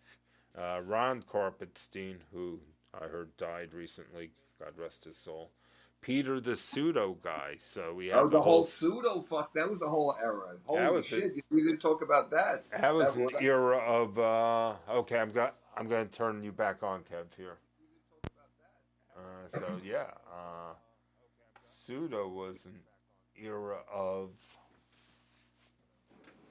that was playing a lot of playing on the turmoil. road, A lot of turmoil. a We had lot we of were work, we, lost a we lot were of on the road equipment. because we were on the road because William Weiss closed down, and we were looking for a home, and it was also the beginning of the internet, and media on the internet, and some media company was opening up and on the on Broadway and Soho and shit, and six flights up, and had a studio, and somehow said we could be the house band there and play there and keep all our equipment there and play every week and broadcast live every week. And Yeah, so it sounded great, I guess, and whatnot. But I think in reality, I think we only had like two, maybe three jams there, if I remember correctly. it And was it was probably 10. I'm gonna say. really, it seemed like two or three because it really was. It was not. There was something terrible about it in every respect. It Yeah, didn't feel right from the get go. each one was a lot of work. It was like, you know what? Because the guy was trying to broadcast them, so he was. Hey, it was early on in the internet Yeah, days, yeah. so he was. The technology wasn't there. The equipment wasn't there. It was a So tough thing. yeah, we spent too much time futzing with that stuff instead of Yeah, just that was also playing. the Poison Golo era. It was very there was tumultuous. There was some tumultuous shit going down. That's when Poisey was there. Yeah. Oh yeah. That was all Poison. Yeah. I'm looking through trying to see if I could find the dates on that. Yeah. That must be 98, 98, 90, 99, probably So we're 98. but before William Weiss? No, we No, went. after William Weiss. Okay, so we're in William Weiss till 2001. Really? Yeah. So we're Really? Vinny's. Then we go to Carol's 41st. There we are, Pseudo, 2001. 724, 712, 75. Then we had the Banjo Fest in Long Yeah. Island. Remember that? Yeah, that was a hot summer. That was not hot. I mean temperature. Yeah. Let's Or, take a quick. Let's yeah, if I take a remember quick correctly, look there at the was an air Banjo conditioning in Fest. Pseudo. Let's just give a look at this. See what this thing was like. Yeah, if I remember correctly, there were like people there. Here's a nice backyard.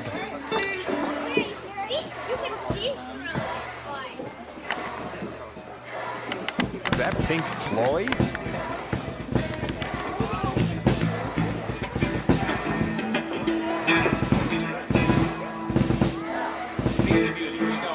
What are those people cheering? I don't know. Fast forward. Let's listen to music.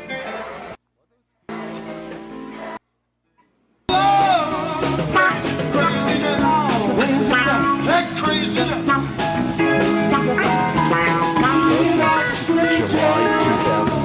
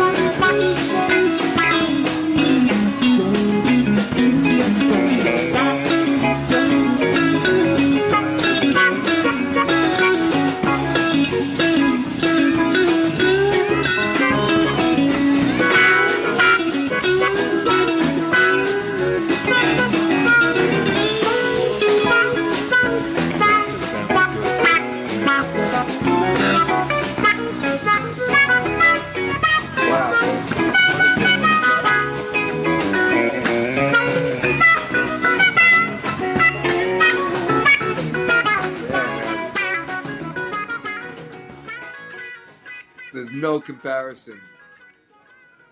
Don't you think? No comparison with today, or? Yeah, holy shit. The Stranger we just played 3 weeks ago compared to that, holy fuck, man. Oh, yeah. Oh, of course. That's terrible. And of course, that whole sound. I mean, you know what? Larry Brent is good. Larry Brent can jam. Larry Brent is talented.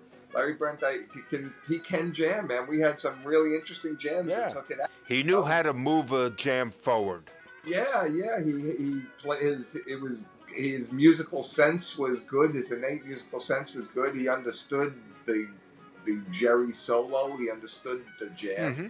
But his fingers are his fingers. That's what his shit sounded like, and that's what it's going to sound like, you know. And he just didn't like that. He wanted it to sound something different, and it wasn't going to happen. So, he could blame it on me all day long and shit. But believe me, if you're no matter how, if you're a guitar player, you want me to play like that. If you're a guitar player, I'm making you play better. I'll make you sound and play better. You're right. You play off. Anyway. Yeah. So that's terrible. And also the two drummers, that's Scott and Schwartz. Schwartzy, God love him and everything, but there was a whole different drumming thing going on. Listen to that beat compared to that groove compared to the modern. Well, we're all more refined now, obviously, than we were. A modern. Stranger Groove is pretty happy. I see we still played at Pseudo then in August still. So we played there for July and August. And then we started to move. We played a little in Carroll's, Smash. And this is Carroll's 41st Street. Smash through the end of 2001. And continuing then to move to Carroll's 41st Street and smash back and forth between 2001, 2002. I see.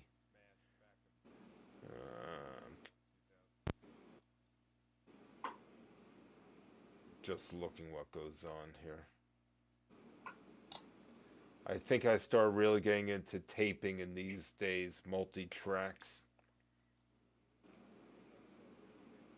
Yeah, there always had to be something to keep us, interested, and busy. You especially. So, it must have been musically boring at that point, and you figured, you're gonna make it interesting. By Yeah, I've always been a taper. To be honest with you, I almost have everything I've played with people since my first few jams with my friend Bruce Levine that we played acoustic when I was in college. I'd go in his basement and I would just use my two Nakamichi mics from Dead shows and just record terrible stuff with him. So I always recorded everything I did from day one, so that's always been the obsession of mine. It's just, how do you do it? Is it just two microphones and keep moving forward to the point now I'm in the fucking video era, So that's where we are in 2020, entered the video era, which is new and exciting. Well, this is fun, hey, we're only up to like 2009, 10 right now. What do you mean? In discussing history. I was only up to 2004, sadly. And, Four. Really? 4. Shit. 2004. I'm still fucking working at. 2004. I'm working at Bina. Fuck. I'm working Mineola. Jesus. Okay, so 2004. So 2005 we moved to 55th Street.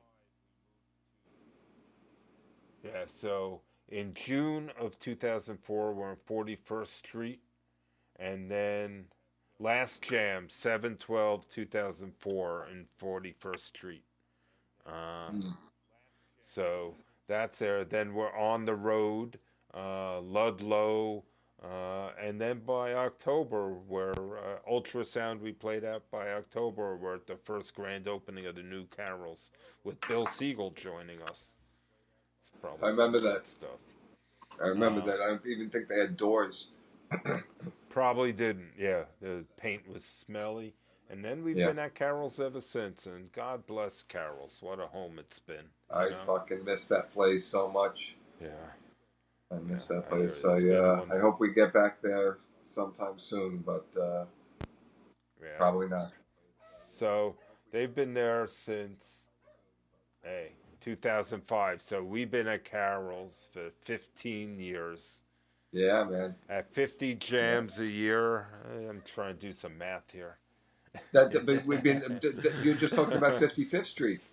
Yeah, 55th Street. Only 55th Street. But, right, but so but we've been with Carroll's since 2001. Let's do an average. $200 a jam.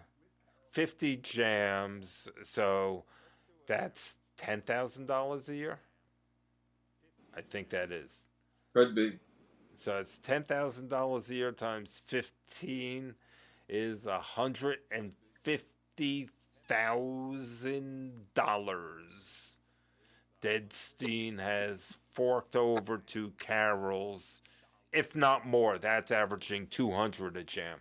I don't think it's been less than $200 for too long. It's usually $200 to $250, or now it's $250 to $300. $2 or $250? Is it? Isn't it $3 and $350? I think now it's $250 and $3, but I think it was $2 and $250 for a long time. We pay $60 a man. Times like 5. That's at least $300. That's $300, right?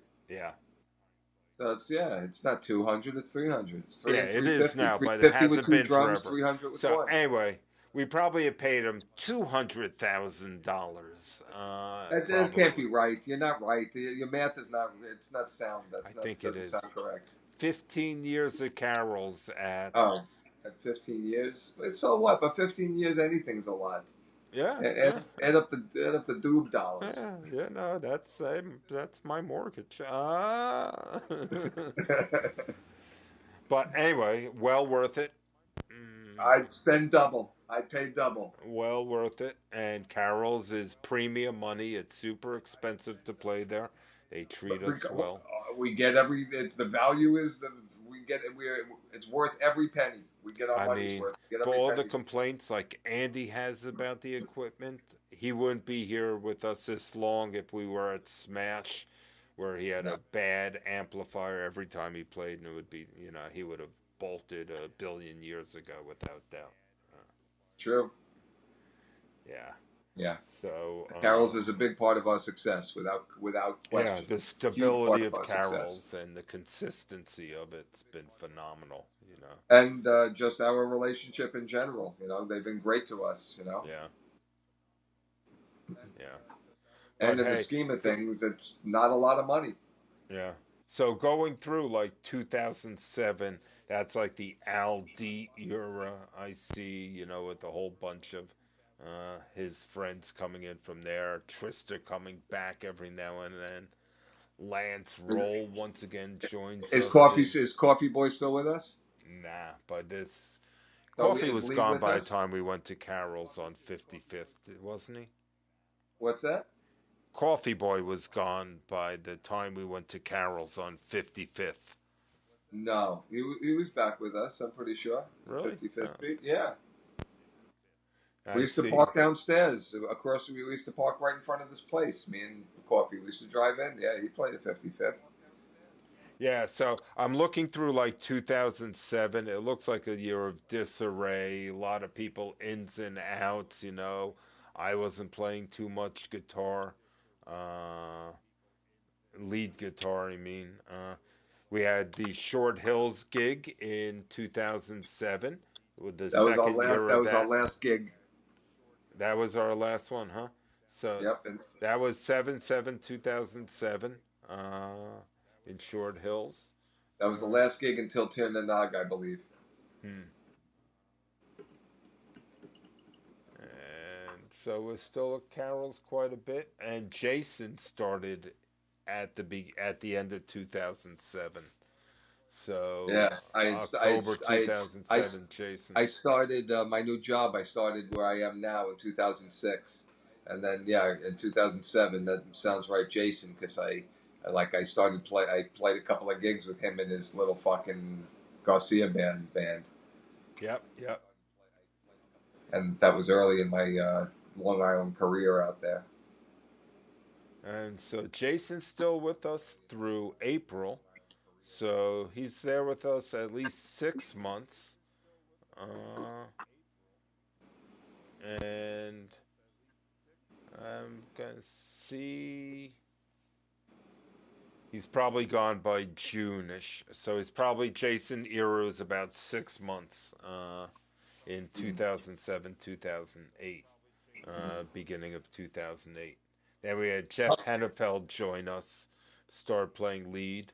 Yeah, I remember that guy. Oh, look at that. Big party at Carol's in 2008 with Coffee Boy and Trista coming back for one night. Remember that? I do. Yeah, none of my recordings are posted anymore. Jason joined us again in August, though.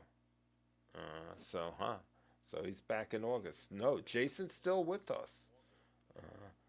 There was a lot of transiency, Yeah. for in those years. It really was, And I had my It big was Mackie very multi-track. Remember that thing? My big black Mac multi-track I used to drag in? Yeah, big yeah, heavy with the thing, snake and shit. It Yeah, was yeah. fucking Oh my God, crazy. that thing's heavy. That was a wacky era. That was a wacky era. That thing worked well, though. That made a lot of good tapes. Then Al D's playing with us a lot, and Jason. So it goes from Al D to Jason. I see. And then we're done with 2008. 2009, Mini T starts to join. No, she That's just a guest joined us appearance. for. No, she just joined us for two jams in a row at the beginning of 2009. That's Really? nice. Wow, that's weird. Yeah. Uh, I kind of remember that. Then we had the harp player. Remember him? Oh fuck, that was a fucked up night, man. Who is he? It was Scotty's friend, man. That guy was. It was a fucked up night. I don't remember. Hernandez. I don't. Yeah, it was. Uh, I was. he had a nickname. Uh, Uh, the I uh, don't. the I don't remember. I don't know the Uh, slash or the bolt or I don't know I don't something. know, man. That was. He, That was a wacky night. he had some sort of. Then we have some guy named Bill Luckashock was there with his Fender bass. Oh, I guess Kevin wasn't there. And with Jason away, we went. Then Kevin's back. So Jason's with us in 2009 still. Then we have Bayside Jams. So, okay, we're getting through 2009. Okay, I'm going to get through 2010.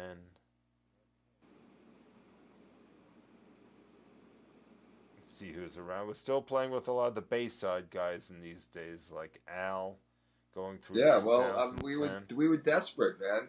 We were desperate back then. 7/12/2010. I remember this. We played the big 7/12/87. Oh, nope, we didn't play it that night. It's a great show at Giant Stadium with Dylan. But, okay. Try to see. 10/13/2010, celebrating 20 years of Deadstein. Uh, 10 years ago. Still got the still got a whole bunch of guitarists in 2010 trying to fill in. So 2011, trying to see what's going on here. We start playing a lot of shows like different, like we played 4/6/82 on 4/6/2011. We played 4/27/71 on 4/27/2001. So we started doing a lot of dead shows. That's good to do. When we do that, that's always a fulfilling evening. Well, just gives us some direction. Larry Brent played The Live. Hook. That's the guy's Uh, name. uh, The Hook. And Larry Brent came to jam with us one night. So we had Larry Brent in the middle of 2011 for like the first. And he showed up a few weeks in a row. yeah, I wonder what that was about. What was that about? Was it that Broadpen? Was that about Broadpen? Was he I don't there for know. Broadpen? What is And that? What was Bropen's another one, another Bropen's girlfriend's a Nath. I don't know if you remember her. He was going to do an album yeah, with her. She showed kind up of. for a couple of I, jams. I remember enough to know to forget it. And Bayside Mitch, he's played with us Reichler, yeah, Mitch to Reichler. fill in many instruments. Mitch Reichler, unfortunately, he's got some Parkinson's. That's Yeah, not very yeah, good. I Mitch saw Reichler. that. Be well, Mitch. Now you see, I was at dog camp, so Al D filled in for me. That was in 2011. Yeah, Trista started Larry Brent playing again with us in 2011, probably 5, 6 times then. I Going wonder to what it was Montana, about, man. yeah, going to Montana's studio. Remember Oh that yeah, place on the that was road at interesting. Montana's. That's how cool. That's how Larry cool. Brent playing again. Carol's is that when they They couldn't paid for that, accommodate yeah. us, they sent us across the street. They made the arrangements for us. So in 2011, shocking, Larry Brent played with us like 10 times, it looked like. Really, that's It's hard crazy. to imagine, right? I can't imagine that. That's unheard of. That's obscene. So I see in 2012, I have a release of my Jerry Garcia songbook. Always a big event in Deadstein history is a new release of the Larry Gindolf book. Sure. Haven't had one in a long time since The It internet's seems almost like there taken was it. one recently, but to tell you the truth, I lost half the spine of it already, and the cover and the back Yeah. cover. So I guess it's been a while. Yeah, it's no longer as difficult to print as it used to be, but that used to be a big arduous chore for me always, getting that book together. It's a big part of, I think, the success of Deadstein, the fact Oh, that without we do question, have the without playbook, question. and whoever comes in Communication, the ladies and room. gentlemen, printed matter, Yeah. communication, literature. Yes, so the fact that I always had that book and that's been our playbook, it's one of the foundations of Deadstein, how it's lasted. So by Absolutely. 2012, Alan's uh, entrenched in the band. I do see 9/13/2012. We have Charles Wolf join us. Remember that night? Yeah, I do. Yeah, yeah, one of my college Well, roommates, one of that my means first ones. Stagger must have joined the And band by by that then, time. Stagger must have been playing with us by around 2012. I'm looking for it. I don't see the reference to it, but I'm sure he's. Oh, there it is. Lee Gambog, of all people, drums for us. 3/12/2012. So Lee starts with us in 2012. So that was a great addition, Yeah, getting more of the Albany contingent in the band. Trister, Kevin, he was good. Lee, and Larry. So okay, so uh, Yes, that connection, that college connection, is very important. Very and so strong. then That I gives see another we had level of Donna. complexity, beauty. We had the Donna era in 2013 singing with us. Uh, I hated that era. yeah, I kind of liked it. Bill Sloan was playing with us a lot then. Oy. Okay, so I'm doing a lot of recording. Stagger Lee's playing with us. We got double drumming, which was a problem. Donna played with us throughout most of 2013, it looks like. 2014, we still got Wickler, of course. By 8/14/2014, I got the version 9 of the songbook. Uh, and looks like I am playing a lot more lead guitar by 2014. So for the last, I'm going to say 7, 8 years, I've been focusing on lead guitar, I would say. And for the most part, gave I'll up on give my you that. Bob work I'll and give you that. even developing my Bob stuff. Uh, so Yeah, that's good. 2000, what's that? Made some serious progress. That's Yeah. made some serious progress in those 7 years. Yeah, I Past five, felt it's past been 4 years. wonderful. Sure. I mean, I still think I can't play real lead guitar, but at least I could pick out a melody these days. But still can't play a riff. Save my soul. Uh, well, you've definitely come a long way, whatever that Yeah, means, for sure. yeah, and You've learned a lot, that's for sure. yeah, I have, and it's never ending learning. I see in 2015, Paulie Paz joined us for a week. Remember that? That was Yeah, wonderful. that was a great one. He rented a Uh saxophone. He huh. was in for I think his grandfather's funeral or something crazy, and something not good. And Yeah, yeah. he, It was good for him to, yeah, to be yes, with us. I Yeah, talked him into to renting a sax, and he came and he jammed, and he played sax and he played guitar. He played bass. I brought my guitar. that's right. Yeah. And we have, it looks like a lot of people in 2015 are coming back for like Tom Banjo. We had, Remember, he came back. He got so fucking drunk, he passed out on the floor. it We had to was sit him down. hilarious. Oh, my God. Remember Scott's friend who passed out on the floor? Oh shit, that motherfucker, man. uh, He drank a fucking bottle of Irish whiskey, and he he, was he fucked up. he was gone. Wow. Yeah, that was a wacky night.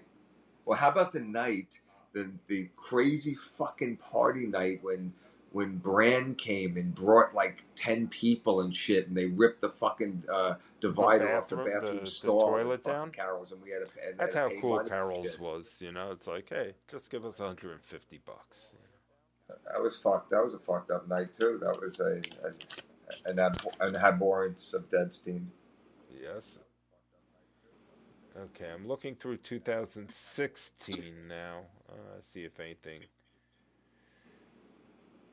looks like anything. I'm trying to think when Kendall starts. Oh, Kendall. That was a great There it era, is. man. That was, you So know what? That's the beginning of what I'm going to call the modern the era, the future era of professionalization Deadstein. of Deadstein a bit. That was the beginning because that Trista was back for good at that point, and Wickler I'm was gonna out, say and it. we had two drummers. We had Scotty Boy and Stagger, and this fucking girl, and we just fucking were. And you were fucking great from trying to learn guitar. For you, that's right. That's you had gotten so much better because you were playing lead. Then Trista comes back, and we're super fucking tight. We're Hmm. great. This girl is unbelievable. Yeah, Yeah, so man. she Uh, started with us the end of 2016. Go on. Sorry. Yeah, that was great. I loved her, man. And you know me, I do not like girls in the band. I do not like that one drop. But she was, I thought, really talented and just like I don't know. Yeah. Her dad was pretty cool too. Remember Mark, that guy Mark? Yep. Yeah, I that was would. just I don't know. I liked that vibe for some reason. It was working for me. And also, you know what? I got my guitar fixed. My the intonation on my guitar fixed, and my guitar was playing fucking great, and I was playing great, and everything was just Hmm. musically was really fucking good. Trista was back and psyched, and You know what? you were good, and we had Stagger Lee was good, and I don't That know, was man. It was that was a great period. I had high hopes for everything at that point. that was my And then painting era also. your whatever Painting. painting, right. Yeah, everything was good, and then she fell off the wagon and ruined everything for us. Yeah. It's too bad. Yeah, she was really talented. It was amazing playing with her. Yeah, I don't know. There was just something about that. It seemed that she was just she was just so young and just she was so good with not knowing anything or doing any work whatsoever that the potential just seemed very great with her if she would do apply that somehow in Yeah. some way if she wanted to pursue that it seemed possible because its rawness was so fucking good, man. She was fucking Yeah. good for a 17-year-old or however the fuck old she was. And then sadly enough, it looks like through like 2018, 2019, we do so many like memory sets for people who died. Like if we were playing this week, we'd probably try a Van Halen song. Oh Um, yeah, yeah, oh we've yeah. had many weeks of many people passing away in like 2018, 2019. It looked like quite a bit. Uh, Well, yeah, 2019 we get Drew in 2019 too, right? yeah. So Drew joins us in 2019. Oh, there I see it. Drew with full band of freaks on 10/20/19. Uh, Hmm. and So his yeah, anniversary is coming up. brought an incredible solidity to our drum sound that we had lacked, I think, a bit. Really tightening up some of the drums when he drums. That I think's a big help. Well, all three guys have completely different styles, of Yeah, drumming and idiosyncratic drumming styles. So, and Drew adds not beautifully. It's a beautiful flavor to the yeah, stew, and he brings an unbelievably delicious youthful enthusiasm yeah. that has, without question, energized the band, which is self-evident by the jam in Long Beach, Hmm. which was hosted and pretty much, you know, produced by him. Hmm. And Yeah. And then with the whole where Drew came from, I guess, which is the whole the Deadhead networking group of Right, a Scott. little bullpen of people to tap from when we needed players or so it was a combination of needing players and giving people an opportunity to play with us in a better opportunity than they had in that jungle that is that networking deadhead thing. So that's been a nice little thing. I guess that's where Drew came from, and we met a whole Yeah, bunch of other yeah. people. Drew came from Dead Ahead. Yeah. Yeah, so that's all cool. And we had and then you find Rennie, Ready. Yeah, what the also. fuck? Yeah, now we're in this fucking whole thing. You got this Come on. fucking So we guy, finally man. have a good Frank singer shit. somehow who knows like most of the stuff, just able to fit in nicely, and has friends and brought excitement and got us to play some gigs until the full fucking COVID thing knocked us on the. But hey, he was gonna bring us to the Brooklyn Bowl. Remember that? And yeah, this kid was taking us to a new level. Hey, God bless him. What a smart motherfucker. He's a singer songwriter. He's interested. He's blah blah blah. He finds a bunch of fucking idiot fucking stone pieces of crap. Moron fucking middle aged guys. A great band. And he's like, these guys are willing to be my backup band. But why wouldn't I do it? And to And be honest it's with been you, great. I've always felt lucky like that, especially over the last 10 years. That it really has felt like, hey, you all are my backup band, and it's like, hey, it's almost like I pick the songs, and it's almost my choice for the most part what we do. So it's like it almost feels sometimes like it's yeah. I'm fortunate that you guys would play with me and back me up. Yeah, So well, that's always yeah, been wonderful to have that. So and I you know what? understand the feeling. As someone who is taken or started out taking music very seriously and been in many different musical organizations from high school, the orchestra and band to various rock and roll type situations, and whatever it might be, professional situations, whatever it might be. The fact that you can be in a band or the concept of a band with guys for 30 years and do this is due only to the part that we're a Grateful Dead cover band and that we're deadheads and love the music. And so there's no argument over music, in Yeah, a band of originals. If there's originals involved, and people's egos and such of their music and other people, you know what I'm saying? It becomes a whole different ball game. The basis and beauty of this whole Deadstein thing really is the fucking Grateful Dead. It's the yeah. music itself and the love for it. Because I always would tell people, hey, this band isn't a bunch of musicians who play the Grateful Dead. It's really a bunch of deadheads who happen to play instruments. Yeah. And that was the incarnation of it. And it is the beauty of it in the end, just the acceptance, which not everyone survives it. Let's call it the Larry Brent people that I look Yeah. at who won't accept, like, hey, you playing what you can and you are what you are, and that is what Grateful Dead is, the amalgamation of people's individual abilities and what they bring to the band, and What the you got result is and you is that gotta persevere through that and make your music with what you got, the ingredients with what you got. So it really has been a tremendous 30 years. Unfortunately, ending with this, not ending, hopefully just stagnating with no, this it's no, whole pandemic it's an thing. But epidemic induced a pandemic, an apocalyptic induction of yeah, forceful hiatus is yeah, what it is. yeah. But sadly, Deadstein has not been able to slip from its grip, as I Yeah. wrote in the last previous posting I did from uh, the gig we just did at Drew's house at the end of September, which was really good and great. Which got me into the video era, which is a new exciting era moving forward, as well as this podcast. Very cool. So I assume this worked, and even though no one watched it, no one will watch it. How boring could it be? It's But pretty boring, man. It's yeah, it's actually amazing that I'm sitting here listening to it myself. It's pretty fucking boring. Yeah, it is, but it's given me practice to figure out how to do this stuff. So I Any appreciate the discussion fact that you do it. with Jake Jacobs in it, you know.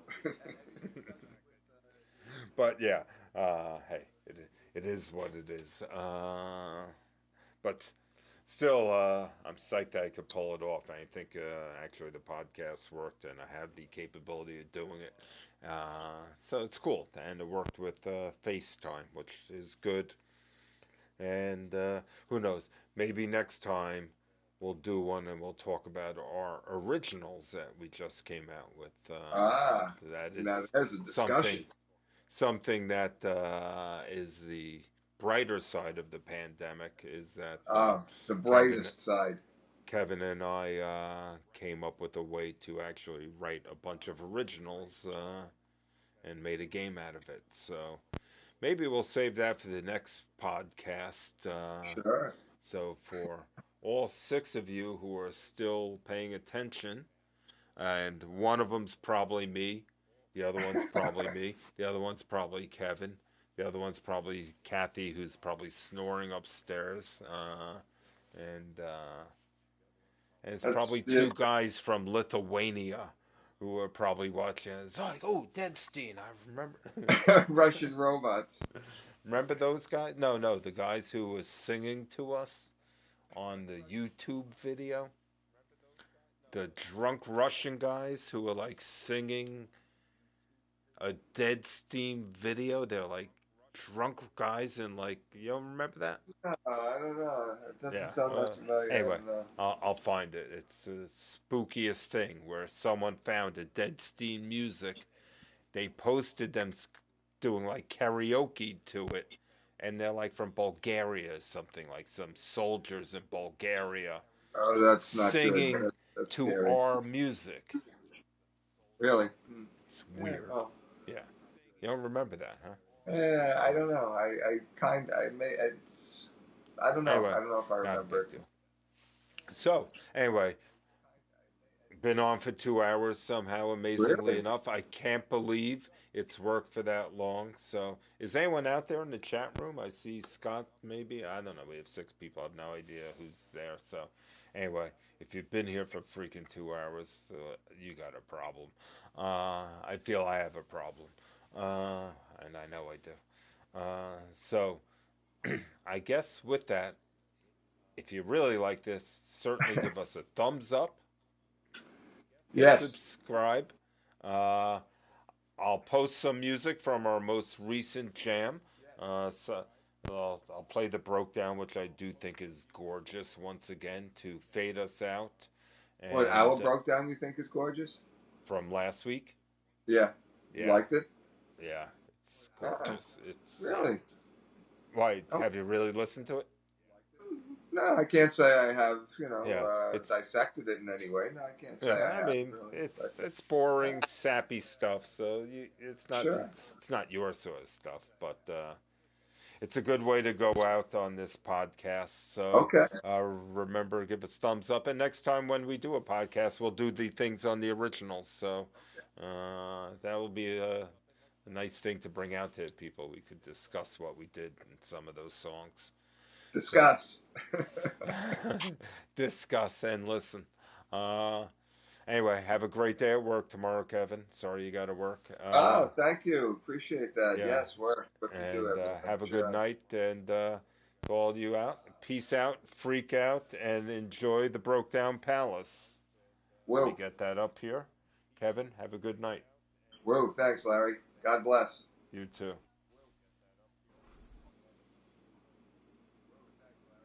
Oops. You're still up there, huh? Yeah. Okay, That's yeah. me. Let me stay up there till I get the Broke Down working. Sure. Why not? Got nothing to do. Yep. Yep. That Just right. sitting around. Did you notice that my studio back here is white now and not purple? Did you I notice that didn't. behind me? I can't say I They, did. I fixed my basement, so the guy fixed all. Oh, Pat. okay. All right. Okay, Like- here it is, peeps. Good, be What? good, Kev. Hey, you don't have to go anywhere. I could still see you, but let the people watch you Broke Down. Enjoy. Fare thee well, my honey.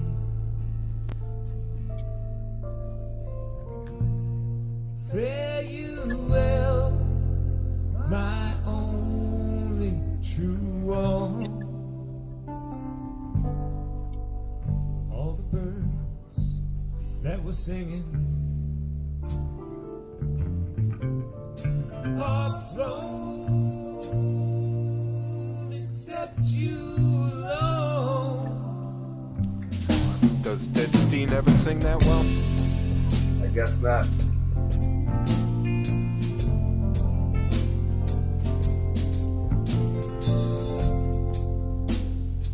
The new multicam video era.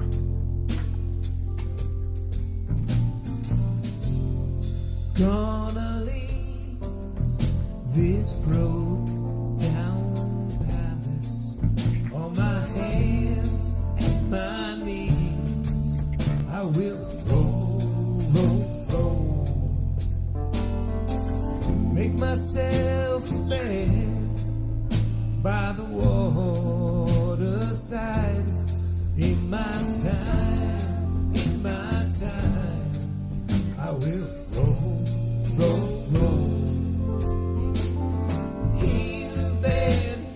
In a bed by the waterside, I will lay my head, listen to the river sing sweet songs to rock my soul. That new PA sounds great, doesn't it? It does. It's ridiculous. Yeah. River gonna take me, sing me sweet and sleepy, sing me sweet and sleepy, all the way back home.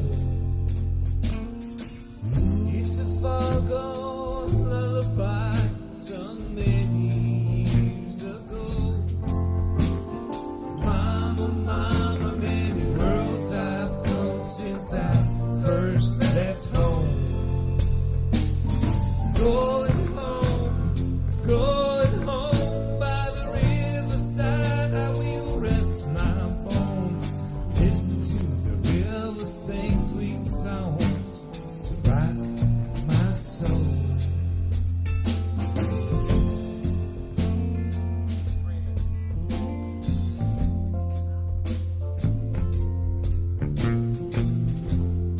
Gonna plant a weeping willow on the bank's green edge. It will grow. Sing a lullaby beside the water. Lovers come and go, but the river roll. Fare you well, I love you more than words can tell. Listen to the river sing sweet songs to rock my soul.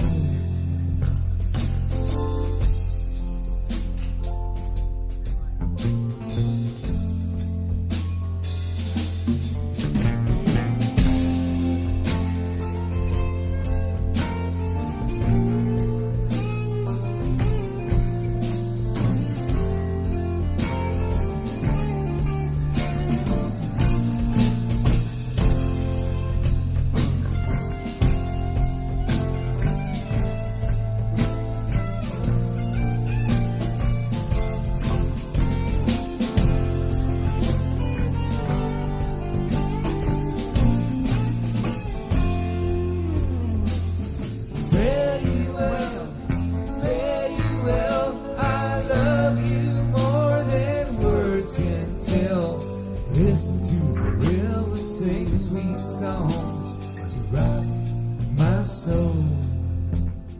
Gonna listen to the river sing sweet songs to rock my soul.